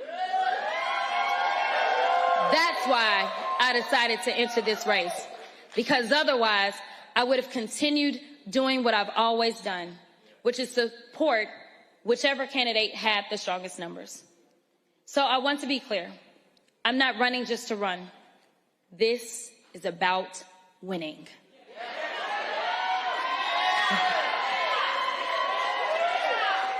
As a candidate who is constantly attacked and seen as a threat, it's because I am. I'm a threat to the system that's been holding us back from our full potential. I'm a threat to a system that works to protect politics as usual, that seeks to maintain the despair and unfairness in our state. I'm a threat to those that have lost their moral compass, abandoned their purpose, and want to be kings instead of public servants. I'm the only candidate in this race who has served on the federal level, has taken on this administration, and sought accountability. I'm the only one who has gone toe-to-toe with Donald Trump, and there's a reason he's always got my name in his mouth. There's a reason John Cornyn has been attacking me since before I even entered this race. There's a reason folks have tried everything they could think of to try to keep me out of this race. And I believe that's because Trump has seen the same numbers I have. I have a track record of getting people out to vote, moving people who were disillusioned with politics and felt like their vote didn't matter. Since running for public service, I have vowed to increase accountability, accessibility to every office I've held. Through it all, I've never lost sight of the people. I've built winning coalitions and brought together voters of all backgrounds, all stars and stripes, and every walk of life under the common belief that government should be of and for the people. Government should work to make living easy for those who work hard for a living. My message, rooted in slashing costs, making home ownership and entrepreneurship attainable for all, strengthening and growing the middle class, is one that Texas, all of Texas, from the Panhandle to Port Arthur and from El Paso to East Texas, can believe in. This campaign is about winning with a strong, multiracial, multi-generational coalition of people that is reflective of this great state that is, by the way, 61% people of color. There is room in this campaign for everyone who feels like our state is heading in the wrong direction. And that's the majority of Texans, whether you live in Dallas County or Dickens County. Groceries are too expensive. The light bill won't stop going up. People are being crushed by their rent or their mortgages. That's why I'm running now, to get Texas back on track, to be a fighter for the middle class. Hardworking Texans, ranchers, farmers, young families, oil workers, small businesses, and everyday people who make this state vibrant and make us an economic powerhouse. Today, under Trump and 3 decades of Republican rule in Texas, those very Texans are under daily attack. They are attacked for how they worship, who they love, what language their grandmother speaks. And you don't know who will be next on the chopping block. I'm running to protect Texans from these attacks and safeguard the rights our Constitution guarantees. I'm running to knock down the door to opportunities that have only been cracked open for the elite few. I'm running to make home ownership and entrepreneurship pillars of the American dream an obtainable reality for all Americans once more. I'm running to get Washington back to work on issues that actually matter. Together, we will send a signal to the entire nation. Don't mess with Texas. And certainly don't count us out. I believe I am the candidate in the strongest position to defeat whoever emerges after they finally get out of their stuff. Even if that's my buddy and dancing partner, John Cornyn. John Cornyn has spent 41 years in elected office. Anyway, I'm not even gonna get off track. He's been an elected official since I was 3 years old. Speaking of 3, I want y'all to know that Cornyn has been in office so long that he collects 3 fat pensions, courtesy of you, the taxpayer, on top of his Senate salary, which is also paid for by you. By the time I graduated law school in 2006, Cornyn was already drawing his first pension. Guess Doge didn't catch that one, huh? But anyway, so after 4 decades and 4 fat checks every month, Cornyn has forgotten who sent him to the Senate. He's forgotten he works for 30 million people in Texas, not one Florida man who's never called this state home. About 2 pensions ago, Cornyn used to actually try and help Texas. He used to speak out against Trump, the candidate, and denounce the border wall. What happened, Big John? Because now all you're doing is bending the knee, kissing the ring, and running ads about how you vote 99% of the time with Trump. Well, John, I kept telling you, you had a 1% problem. And the problem is putting the 1% of Americans who are billionaires before the 99% of us who have to wake up every day, clock in, and hustle to make ends meet. The 99% of us who had to go out and earn what is ours. It wasn't handed to us by Daddy. At a time such as this, we cannot afford to have a senator who cowers away from a fight worth fighting. I will be tougher on behalf of all 30 million Texans. At the end of the day, the Republicans, they know they're in hot water. They shut the government down for more than 40 days and 40 nights while people scramble to make ends meet and keep America open. His economic policies and his tariffs have drained our bank accounts, forcing millions to live paycheck to paycheck. While SNAP funding hung in the balance and families had to figure out how they'd even put bread and water on the table, mothers fed their children bread with butter and a sprinkle of sugar to quiet those growling tummies. And while this was the reality for middle America, Trump and his cronies were busy planning a lavish Thanksgiving feast. Now, Christmas is around the corner, and after a whole year of office with Trump, what has he done? Absolutely nothing to fulfill his #1 campaign promise, which was to bring down costs. Well, prices have tripled since Trump became president, and we're all feeling it. When I first got to Congress, I served on the Agriculture Committee. I worked on the Farm Bill and SNAP. And let me tell you, between delaying the Farm Bill, offering no real solutions on immigration, slashing SNAP, and slapping on tariffs, nobody has been hit harder than our farmers, ranchers, and the millions who grow our food. At a time when farmers are filing record bankruptcies, when grocery stores are going up even more to cover the cost of all of their economic loss activity because of the SNAP cuts, and as more rural hospitals close in Texas than anywhere else, how can our senator go along with this? How can he vote for 99% of this and then ask for yet another term with a straight face? John, you listening? You're the only one in Texas who gets 4 checks to do 1 job. Meanwhile, there are households where both parents work 2 jobs. The oldest child has to get a job as soon as they legally can, and still the family is barely keeping their head above water. That is the reality for far too many people. But John Cornyn and his MAGA buddies, or shall I say frenemies, since we never know how he really feels about MAGA. They're so far out of touch with reality. They live in their own worlds. The cost of everything has gone up except for wages. People are working more and they're working harder. But that check is looking just the same, and that dollar doesn't stretch as far. They'll tell you that my agenda is out of left field, when in reality, it's just right for Texas. My agenda is affordability, it's healthcare, it's energy independence, it's American manufacturing, it's protecting our natural resources, it's providing the best education to every child and not saddling them with lifelong debt in the process. When prices are lower, that dollar goes further. Consumers have more confidence in spending power, businesses thrive, and our economy is healthy. The more people that are insured, the less healthcare will cost for all of us.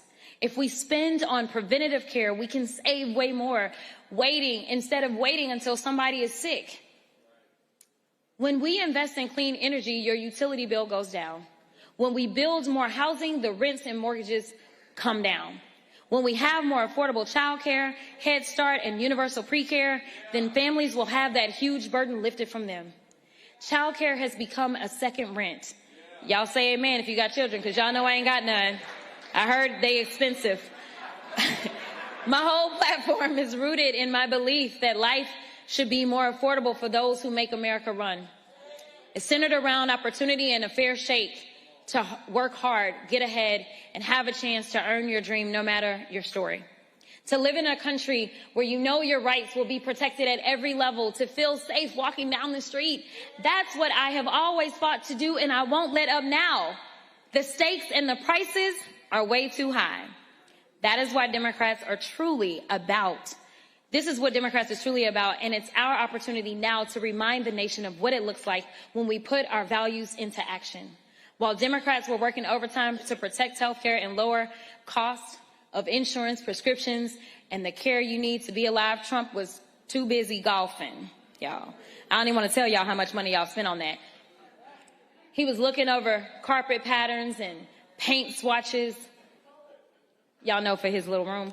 Anyway, while Americans had to decide between paying the car note or paying the mortgage, Trump's toughest choice was between Chantilly lace or alabaster for his billionaire ballroom.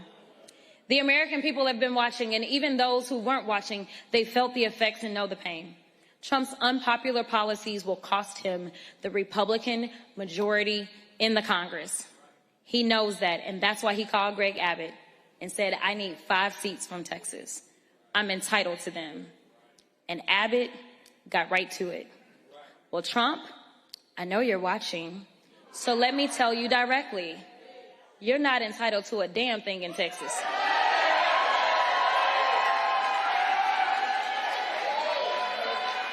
You better get to work, because I'm coming for you.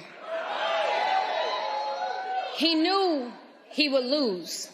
So Trump did what he always does, resort to lying, cheating, and stealing. He has rigged our elections once again by changing the lines in the middle of an election cycle. And the cherry on the top, Trump drew me out of my home district. I know he's tired of me holding him accountable, dismantling his lies, and I know he's tired of me breaking through to millions of Americans, tired of me getting people out to vote, tired of me living in his head rent-free.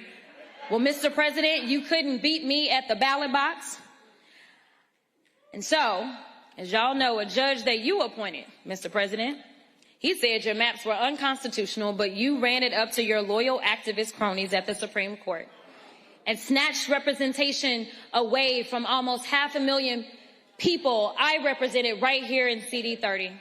Well, I'm here to tell you, Donald Trump, you won't get rid of me that easily. I'm not going away. I'm not giving up. I still believe in this country. I still believe that we are in the land of opportunity. I still believe in the bright beacon of hope amidst a sea of despair. I still believe Texas will lead the way and prove to this nation and the world what I know to be true. So I'm asking you, will you join me in this campaign? Will you join me in the work and turn this moment into a movement? I'm asking you to wake up every day between now and November, yes, every day, and ask yourself daily, what am I going to do today to elect the leadership I wish to see? Who am I'm going to call today about why I need to vote, what will my contribution to turning Texas blue be? It's also why I've sought to bring about unity within our party as well. I did my best to make sure that we had a strong ticket with candidates running up and down the ballot. We're not leaving any races out. Everything is on the line. I need you to know that this is bigger than any one person and any one candidate. For us to win this race, we have to win together. We have to run as a team. Like I said before, and we'll keep echoing, this isn't about me. This isn't about them. It's about you. We're going to go and win this election for the people. As I close, I want to send a message to Donald Trump and the whole nation. Don't take Texas for granted and don't count us out. It's our time. We are one. God bless Texas and let freedom ring.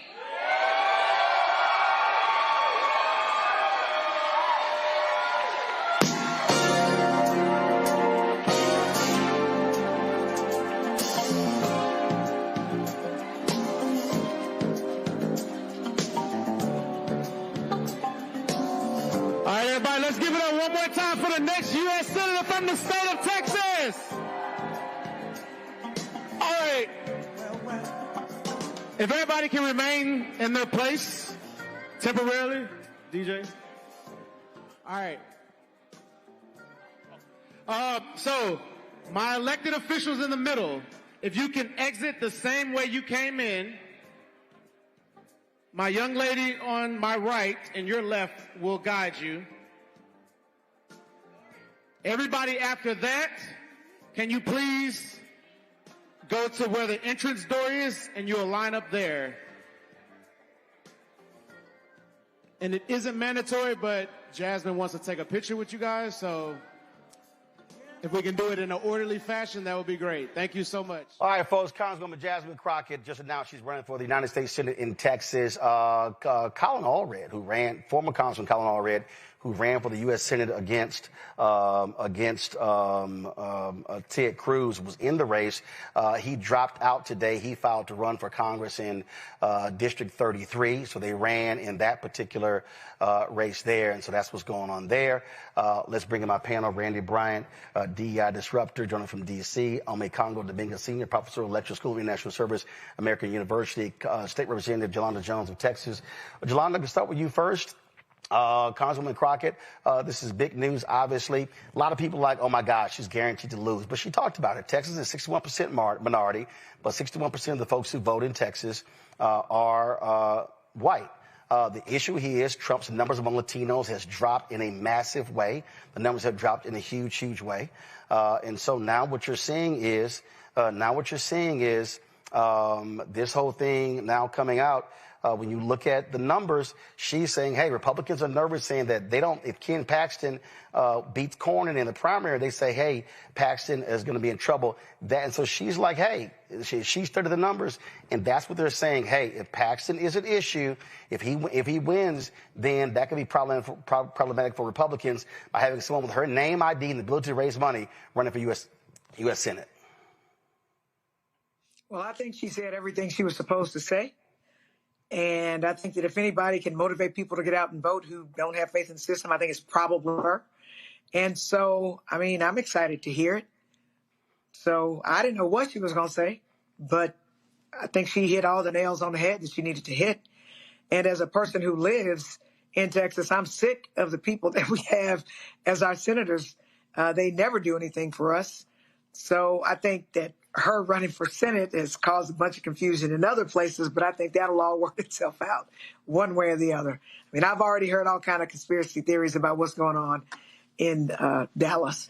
And I also think it's interesting that Pastor Frederick Haynes, who I'm really good friends with, announced to run for Jasmine's seat. So I'm excited to see. Hopefully it'll help people down ballot everywhere in Texas. So I think if anybody can motivate black people to come out to vote, it's probably her.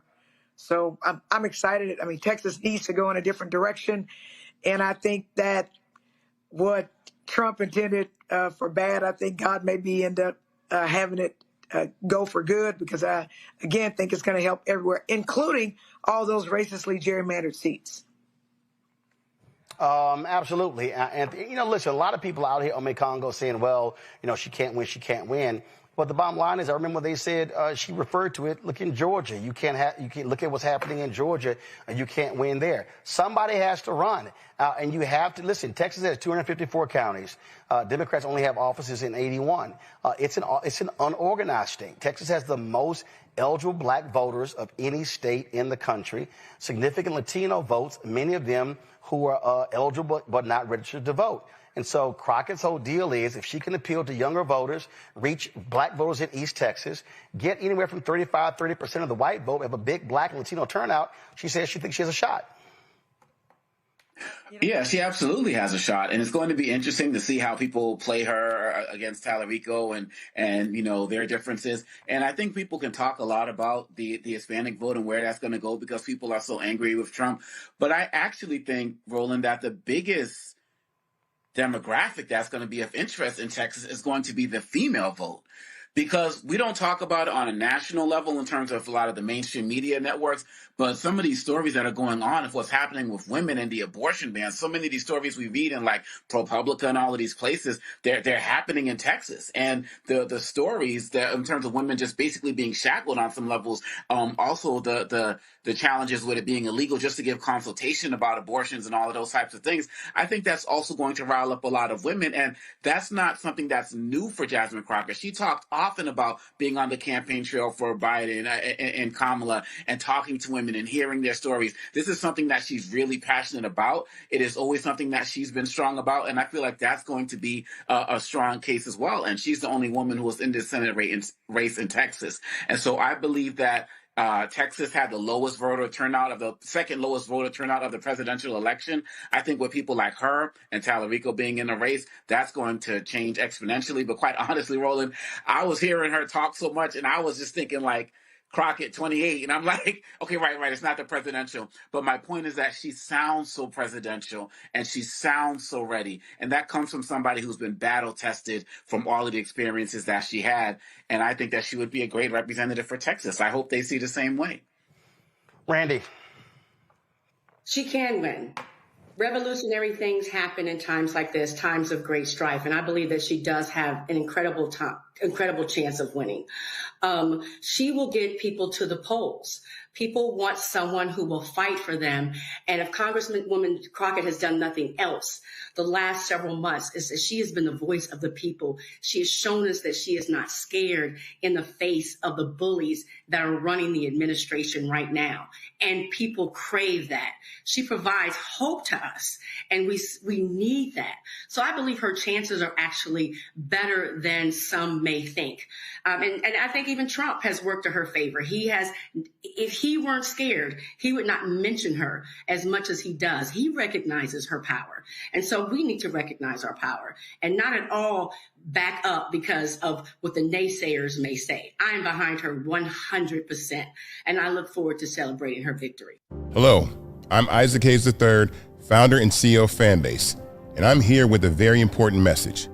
We are at a turning point in the Black community where we must have equity in the apps we use that scale to billions of dollars. But this time, we own the infrastructure, we own the culture, and we shape the future. And Fanbase is the future.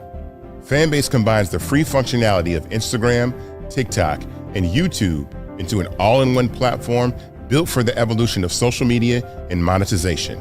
With over 1.4 million users, that's real proof that we are shifting the conversation of tech ownership and equity for creators. So right now, I want you to go to startengine.com/fanbase and invest today. The minimum to invest is $399. That gets you 60 shares of stock in Fanbase at $665 a share. This marks a turning point in Black ownership of social media. If we don't take this opportunity to own social media right now, we will always be customers to our own creations. And that can't go on. So once again, go to startengine.com/fanbase and invest today. We must own the platforms where our voices live, our stories matter, and where our culture drives the world. Thank you.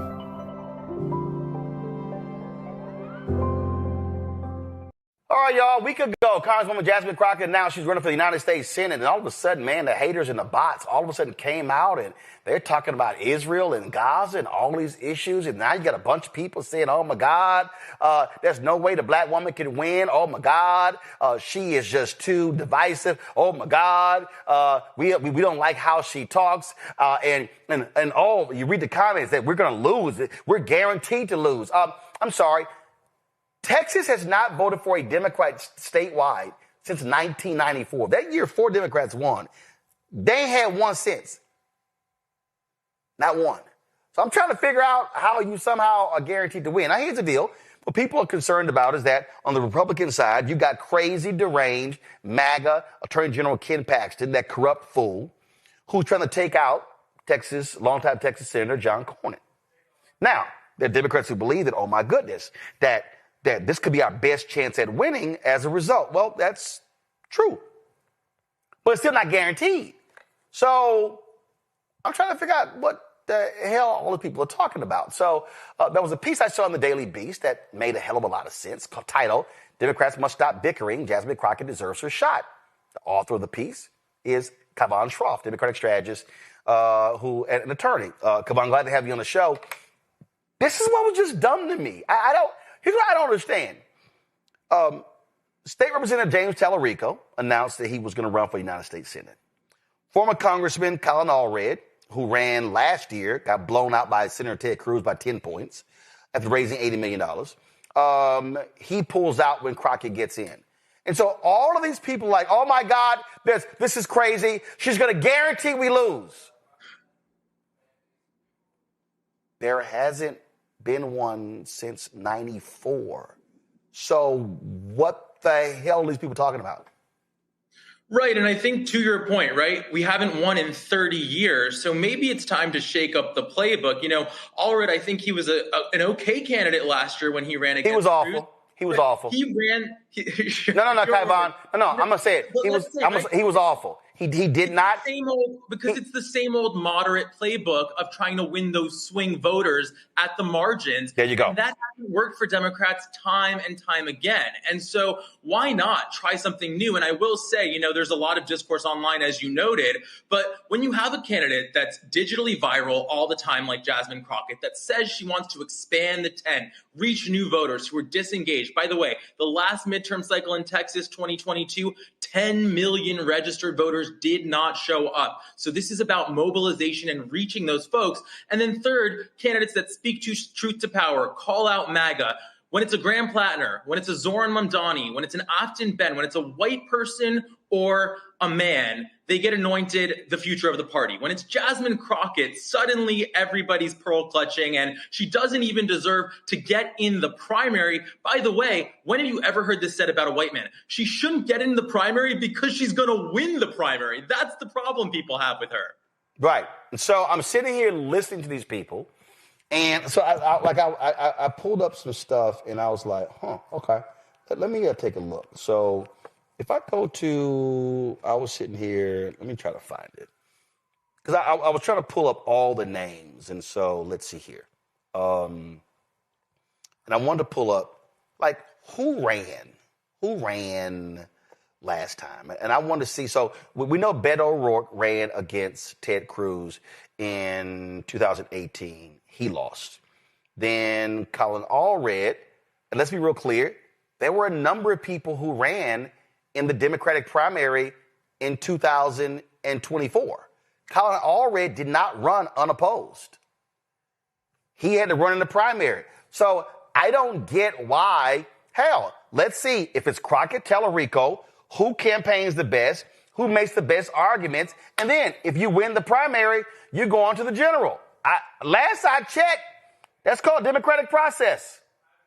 Right, and I think this is an argument we see from the far left all the time, which is that they don't feel like they have to pay their dues to the Democratic Party. And I don't mean the establishment, I mean the voters and the organizers and the local folks who show up and do the work every single day, not just around an election. And whether it's Bernie Sanders or somebody else, they think they should just get to skip to the end. They don't ever have to win a primary, and everyone has to listen to them. And I think the other dynamic we're seeing here is, sure, some of the takes in post-2024, and I heard you talking about this in the previous segment, have focused on woke and DEI and culture wars. What's more of a culture war than saying we can't let a qualified Black woman run in a primary because she's unelectable? There's nothing more than that. By the way, you want to talk about racism? I think it's so clear when you look at the issue of Gaza and you compare James Tallarico and Jasmine Crockett. This is the issue a lot of folks want to preclude her from joining on.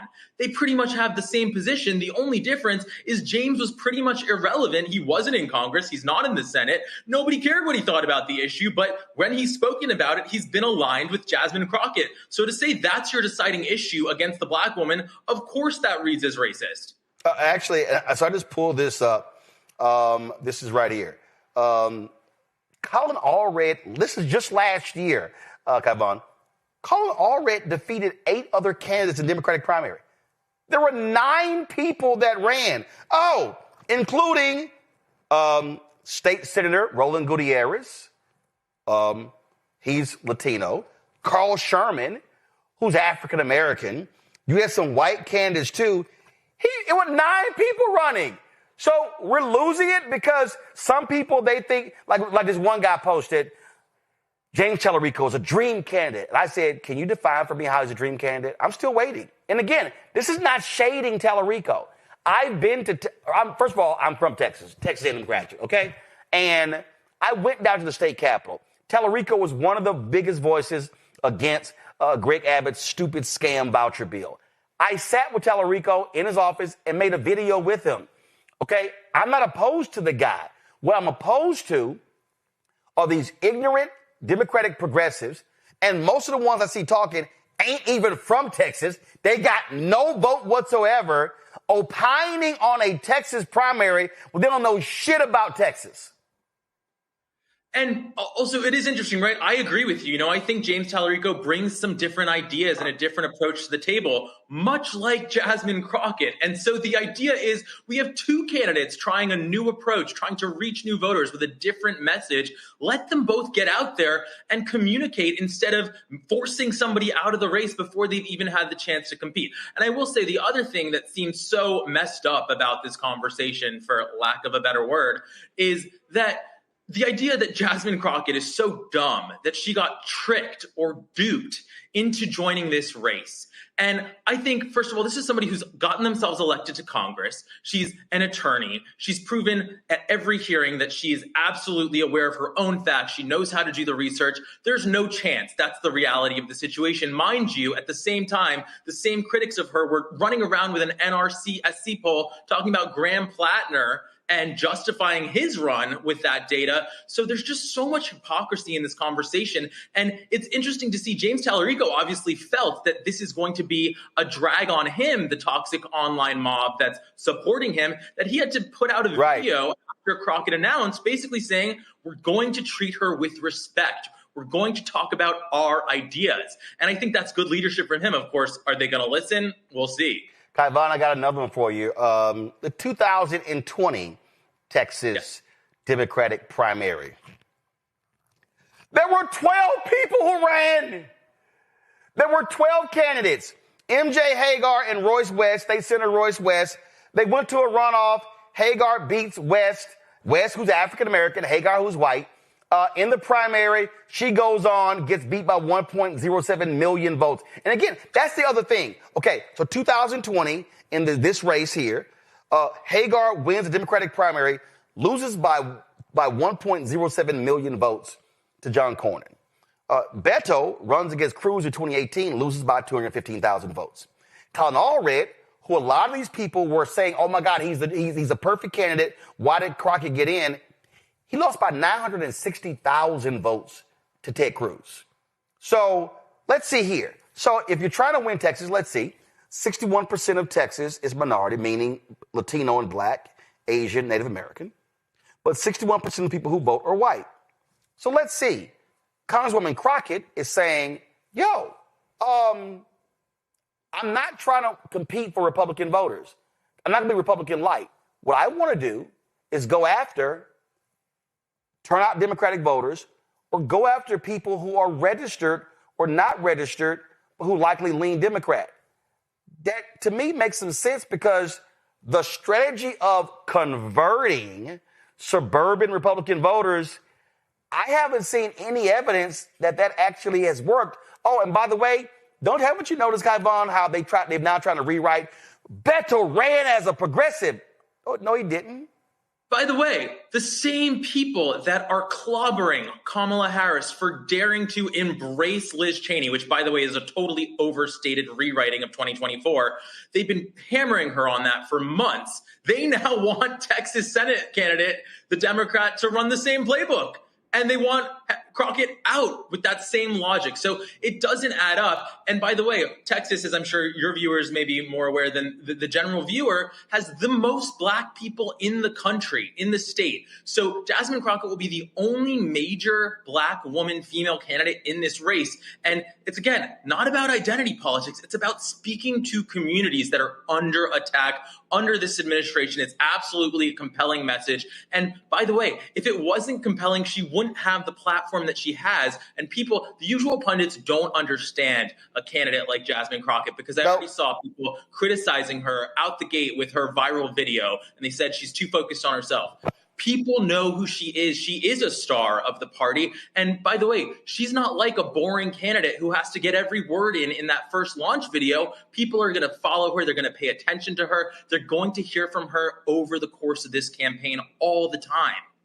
Yeah, I mean, it's amazing. And I did something the other day, and I said point blank, I said, I'm from Texas. All my family's there. I talked to a lot of people. Israel in Gaza is not the dominant issue in this race. So to all of a sudden say she's just like Kamala Harris. No, we see what's going on here. And I warn people, don't fall for the bot game. Don't fall for that okie doke. And again, if that's your issue, that's your issue. But here's the deal. You know what's going to happen? You got to look at what Tallarico's record is, what hers is, and what Cornyn and Paxton's is. So whoever wins Democratic primary, they're going to be running against somebody who is hardcore Israel. Hello? It's called winning. That's the point, right? It's like, if that's your issue, I saw some ridiculous account that they disqualified both James. It's a pro-Democrat account or a pro-left account. Disqualified both Jasmine Crockett and James Tallarico. They put a big social media post out with an X on both of them. So what do you want? So you're not part of anything. You don't care. You just want to get engagement. You just want to sort of be a detractor and be angry. But certainly that approach is not a solution where, okay, Democrats have no candidate that meets your purity test. But to your point, if you compare these candidates on that issue and you say it's your issue and somehow you magically come down that only Jasmine Crockett is disqualified, then we have to talk about your other biases and incentives there, because it's so blatant. They have the same position. And not only that, and again, this is what happens when you pull history. In 2014, the U.S. Senate primary, 1, 2, 3, 4, 5, there were 6 people that ran. In 2018, when Beto O'Rourke ran against Cruz, there were 3 people who was running. So I don't get these people who somehow think, oh, no, let's just have one person coast to victory. Actually, and not only that, Kaibon, you also, one of the reasons why you need a primary, which I've always said, no job is guaranteed. You also need a primary because you need both of these individuals to travel the state. You need both of these individuals putting together a statewide infrastructure. Facts are facts. State Rep James Tallarico has never run statewide. Yeah, he doesn't have the infrastructure. Congresswoman Jasmine Crockett has never run statewide. And so the other thing is you need them learning how to run statewide in the primary, because the primary is March, is in the first Tuesday in March. You're going to need whoever wins to have a state infrastructure April, May, June, July, August, September, October for November. So I'm like, what the hell are y'all talking about? Literally, shut the hell up. By the way, I don't understand the people that think James Tallarico would have this locked down. exciting. He's viral. Yes, like have a bunch of people seen him go viral in 30 to 60-second clips, sort of doing Bible jujitsu on Republicans and saying, oh, you say this about the Bible, here's what it really means. And like, do I like to see that every once in a while? Sure. Is that going to carry him through a general election and a Senate race? Is he good in a debate? Can he actually throw a punch? I haven't seen any of that. So I'm not saying he's a bad candidate, but a primary will at least test both of them. And the reality is, Jasmine Crockett has a lot of the skills that we've seen are effective. And by the way, she may be running against a major criminal, right? Ken Paxton. So she would be well positioned to prosecute that case uniquely. We haven't seen that skill set from James. Yeah, to me, it's laughable and it's crazy, and there's no such thing as, oh my God, she's gonna guarantee we lose when you haven't won. And I think the other thing too is like, I think there's a certain segment of the left that thinks that we're not going to talk about race and we're not going to talk about gender and we're not going to talk about these things because that was their takeaway from 2024, that we focused on that too much. First of all, we just had an election cycle that I think proves that's not the case. We've already made gains back with the young voters, Latino voters. Seems to be very laser focused on short-term economic ups and downs, which has always been the case in politics. So I think that's way overhyped. But when you are blatantly racist against a candidate like Jasmine Crockett, by the way, right, talking about her, why are we reading articles in national media about her acrylic nails and her fake eyelashes, and they're so angry that she was the background on her phone? I mean, get a grip. Obviously, that's worthy of pushing back on hard. And I have to say, I really admire and appreciate your show, because if you look at the new media ecosystem that Democrats have built, it is so non-diverse, and they are losing the perspective on so much of the party and the base of the party on these issues. Well, it was interesting. Just today, I saw this graphic that somebody posted that was very interesting about all of these Democratic candidates who want to run for president and the podcast that they were appearing on. And I saw it and I was like, that's interesting. We're not mentioned. And at least 5 of these people have been on this show in 2025. So I DM'd and tagged the person who put the list together and said, you listened to 431 podcasts. How many of those were black? I'm still waiting. Yeah. I'm still awaiting an answer. I'm just saying, you go to the Midas Touch Instagram page, right? That's the main outlet for Democrats right now. How far do you have to scroll to find a black face that's not Barack Obama? And again, that doesn't mean that we need to cancel those folks or that we can't watch those folks, but it does speak to a lack of strategy, right? It's not about DEI. It's not about woke. It's about wanting to win. And when you don't have communicators that represent diverse communities, you are setting yourself up to failure. And we've seen that with Latino voters. And if you do not turn out black people in Texas, you're guaranteed to lose. You kind of need them. Kai Vaughn, I appreciate it. Thanks a lot. Thank you. Thank you very much. Go to my panel. To me, this ain't that hard, Randy. It ain't that hard. And again, I believe in competition. Do I believe that when Crockett jumped in, Tallarico should have jumped out? No. Now, I personally believe, because I said this actually in July, I personally believe that Representative Tallarico should have run for governor. That's just me. But again, Representative Hinojosa is running. Okay, got it. So I don't get these people, but the level of attacks on Congresswoman Crockett were very clear, and to me was absolutely outlandish and crazy. The day after she announced her bid, I woke up to such an onslaught of attacks towards Crockett from places that I did not expect, to be honest with you. And it was very disheartening. You know, you would hope that instead of saying nope the minute a black woman decides to stand up and be a leader, there would be some hope and they would see that we can be leaders. It seems as if they're so dependent on black women, but when it comes to supporting us, when we are trying to lead us, there immediately is this aversion. You know, people became so offended when former First Lady Michelle Obama said that we are not ready for a black president, a black female president. But we're seeing the way in what happened with Kamala, and we're seeing the way, Harris, and we're seeing the way that Jasmine Crockett is being treated. I mean, she really spoke some truth. And I think that people don't like the ugly truth, because I think Jasmine Crockett is a fantastic candidate when you look at the demographics of Texas, that she can win it. But she certainly can't if the people within her own party are immediately just, saying that she doesn't have a chance and discounting her. It is quite, again, the word I would say is disheartening, that they do not support us. And yet she has given so much hope to us lately. She's been the one out there fighting when people wanted and needed someone to fight. And I think people want someone who will fight for us, and that shows a level of strength, and she has that. We want the fire. We want the fight. We want someone who's courageous, and she has that. But, Joe, it's real simple. No job is guaranteed. And let's be clear.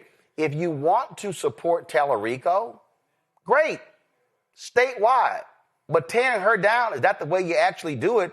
Because if she wins, you're going to have her running against Republican, and you want to stand behind her. Right, absolutely. And, I like Tallarico a lot. I've seen him on this show. And, he's got his head together in a good way, and he does some things that a lot of people out there don't do. I think him and Jasmine Crockett, end up making each other better candidates, actually, even though there's an idea maybe he should have run for governor. But that being said, I think they end up making each other better candidates. And in any event, people shouldn't be coming out of a bag because of sisters running, okay? And here's the deal. Like, it ain't like, again, the Democrats can say, we haven't won one since what? In Texas since what? Ann Richards or whoever it was. It's not like they can say, well, let's get the white guys back because the white guys are the ones that are winning. No. Right. Nobody's winning. So they got to do something different any way you look at it. And why not have somebody up in there that's fighting and that's doing what needs to be done and that can connect to people? So, and then let the people decide. But there is some fear that the Republicans have. The Democrats fear that they fear that she'll lose, but maybe they also fear what the Republicans feel. There's some white Democrats out there that don't want the sister to win, maybe. And so let the people decide. Let all the people decide. And the great thing about Jasmine Crockett is that I think she can bring more people to the table to vote. Folks that are going to be excited about voting, that are going to want to vote, and that they see an actual fighter. Because right now, the reason why Jasmine Crockett has the lane that she does, she did what she did anyway. The reason why she's getting so much national attention is because she's a fighter. It's because she is in Donald Trump's cranium. Donald Trump probably talking about her behind closed doors right now, like she has a tail. She is in his brain, big time. And so, you know what? That's a pretty good start. So let her roll, let her ride. Let's support who we want to support. And, Democrats don't seem to know how to win in Texas anyway. So, hell, let's try something else. This is what I always say when you have stuck on stupid Democrats, Mustafa. Well, Black brilliance, Black excellence is always threatening, right? So I'm not going to take anything away from the other candidate who will be a part of the primary or others who might get in. But all we have to do, once again, is look at history and remember all the challenges that Shirley Chisholm went through, right? Whether when she was running for the House or when she was running for the presidency, folks had all these reasons why she shouldn't do it, why she wasn't qualified, why she would probably end up losing. So all you have to do is then also take a look here in this moment. You see a number of the very same things from people inside of the same parties who are saying the same things about Jasmine Crockett, even though she has proven to be a 21st century candidate, right? Because she's been able to be elected. She's been able to mobilize individuals. She's been able to bring a set of energy that many other candidates would love to be able to have. So, we'll have a fair process, which we always talk about. But at the same time, let's understand those additional hurdles that folks continue to put in front of Black women when they run for office.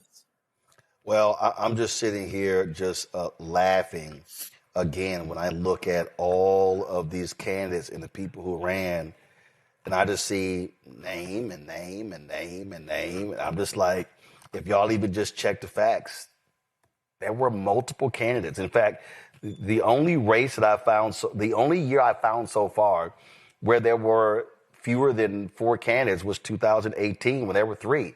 So having 2 this year, that's actually the smallest number they've actually had running a primary in 20 plus years.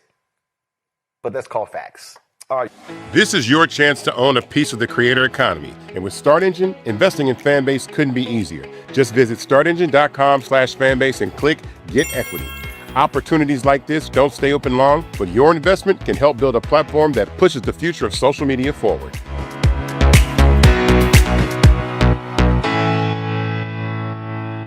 But the last time that I checked, Republicans continue to offer us concepts of a plan instead of actual plans because they would rather campaign on the chaos instead of fixing it. Representative Jasmine Crockett dismantles Donald Trump's immigration narrative piece by piece and says the quiet part out loud. She calls out Trump's agenda as openly racist, unconstitutional, and rooted in cruelty, not public safety.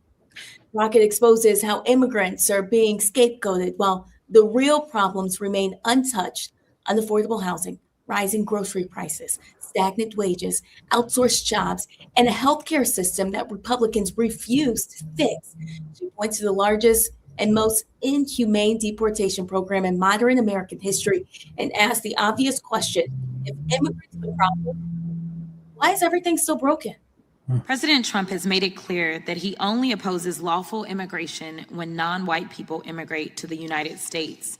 His immigration agenda isn't about public safety or economic stability or jobs. It's about racism. It was racist during his first administration. It's racist now. And like his first administration, he's hired a bunch of racists to carry it out. In fact, I'm gonna pause here really quickly.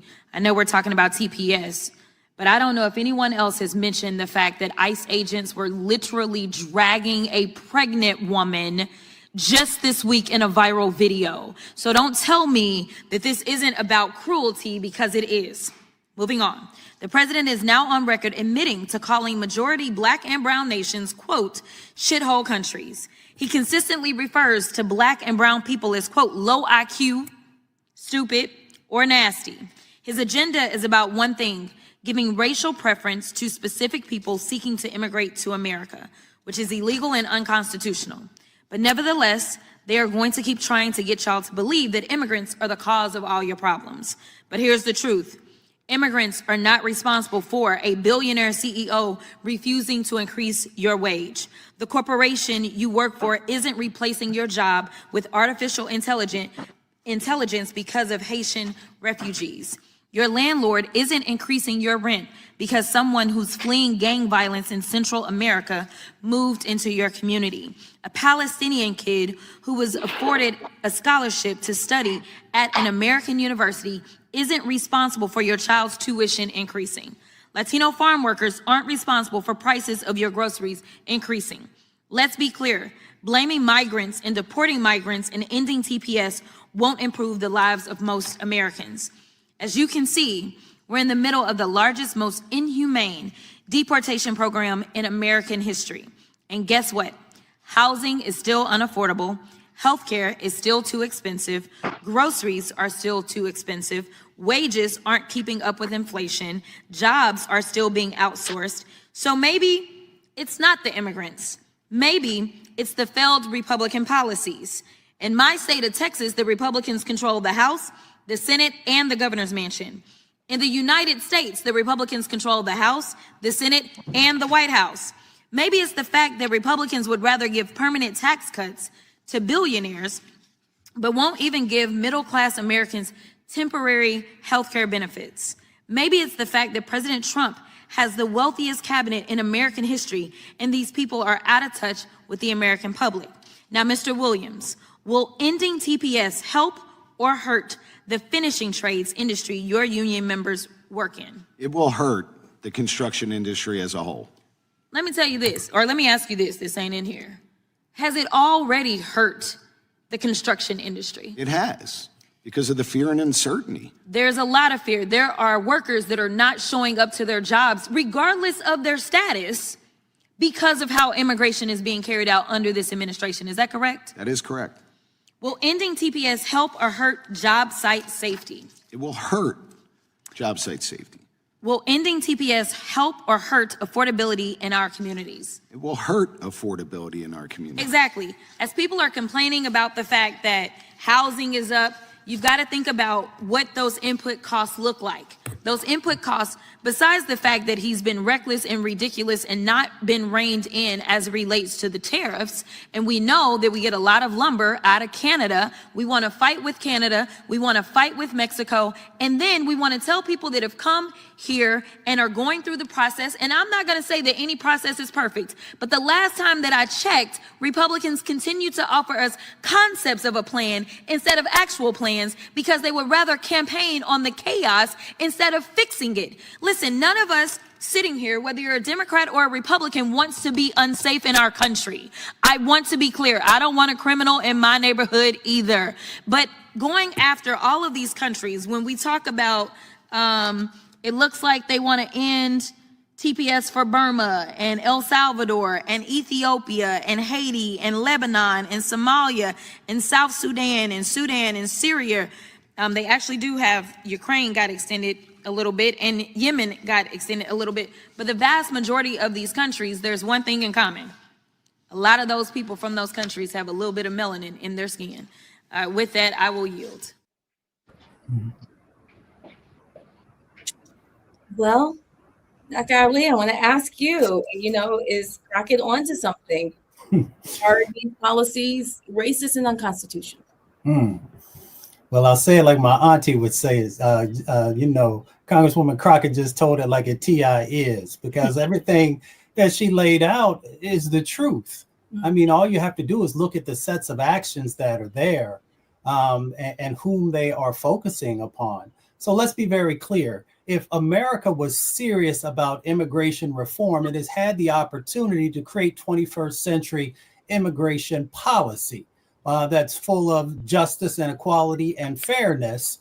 And we know that the current president actually blocked folks from actually moving forward on a very conservative immigration bill because they were not interested in actually putting anything in place that could help us to address the issue that is at hand.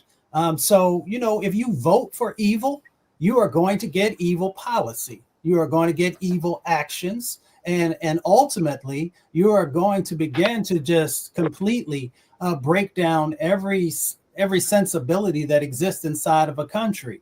So, yes, we can talk about it in the nuts and bolts of policy and law, but we also have to bring spirituality into this conversation because these sets of actions are inhuman. And that's just the reality of what we're seeing play out. Dr. Walker, what's your response? Yeah, I think one of the things to keep in mind is as we, move to 2026, that these policies, a lot of these individuals are have jobs. And we just, obviously highlighted here this construction in particular, but they work in all kinds of industries. And if those individuals are showing up for work, their kids aren't showing up for school, it negatively impacts the United States and the U.S. economy. We talked about, Mr. Brown talked about we're not getting the correct statistics that we really should be. And I agree. And I think as we continue to debate this issue over, immigration, and there are millions of Americans that voted for this. And we need to have a question about morality. Because for those who supported these policies and the things we've highlighted just on the show tonight or on a number of other shows during this hour when we talk to Roland and other guests, is that we see a trend that will continue to 2026. And quite frankly, some of the plans that the administration has or will continue to implement are diabolical. And they're the kind of things that, the UN historically would say these are human rights violations in terms of how we're incarcerating people and how we're terrifying. People are terrified living in their own communities and refuse to show up to work or school. And so it's a moral quandary for this country that we're going to have to figure out now. Because of a purported democracy in which we're supposed to be, we're losing it quickly. Mr. Brown. Well, as usual, Congresswoman Crockett lays it out so everyone can understand, and she's exactly right. As we talk about, as the good doctor just mentioned, elections have consequences, and for folks that got bamboozled by this con man, they have another chance, another bite at the apple in less than a year, and can basically say, you know what, I know they'll never acknowledge, and a lot of us have friends that voted for 47 and tried to make up excuses of why. And now, of course, they all regret it, but they don't want to say it because they don't want, obviously, any of us to say, we told you so. But nonetheless, they have another chance for more humane or at least legitimate debate in the halls of Congress about what is the best path for immigration. Clearly, this is not it. Because when white supremacy is at the center of what your policies are all about, it's not going to change. They don't care about what a court says. They don't care about, frankly, what we say on this show or other pundits say on other shows. They want to make sure that they make this country as less brown and black as possible. And that's really the goal. And a lot of people could care less about policy as long as that is the agenda. So they have another bite at the apple, hopefully in less than a year. Hakeem Jeffries will have the gavel, and it won't stop these terrible and mean, inhumane policies, but it certainly can put some hurdles and some speed bumps in that path. And frankly, if we get even luckier and the Senate, which is now in play, very difficult, but if even the Senate flips, I mean, then obviously then the agenda does stop. So let's just see what happens, and hopefully people pull the lever the right way this time. It's another reminder about just how important it is to vote. Violent white supremacy is, quote, the most persistent and lethal threat in the homeland. The greatest terrorist threat to the homeland is the homegrown violence stream, including hate crime committed on behalf of some kind of white supremacist ideology. They are coming after everything in Black America. MAGA and Donald Trump are specifically targeting Black America. They are going after the money. Attack Black Lives Matter. Attack critical race theory. Attack woke, DEI. MAGA wants to defund Black America. This is a perfect example of their desire to completely degrade and de-emphasize Black people.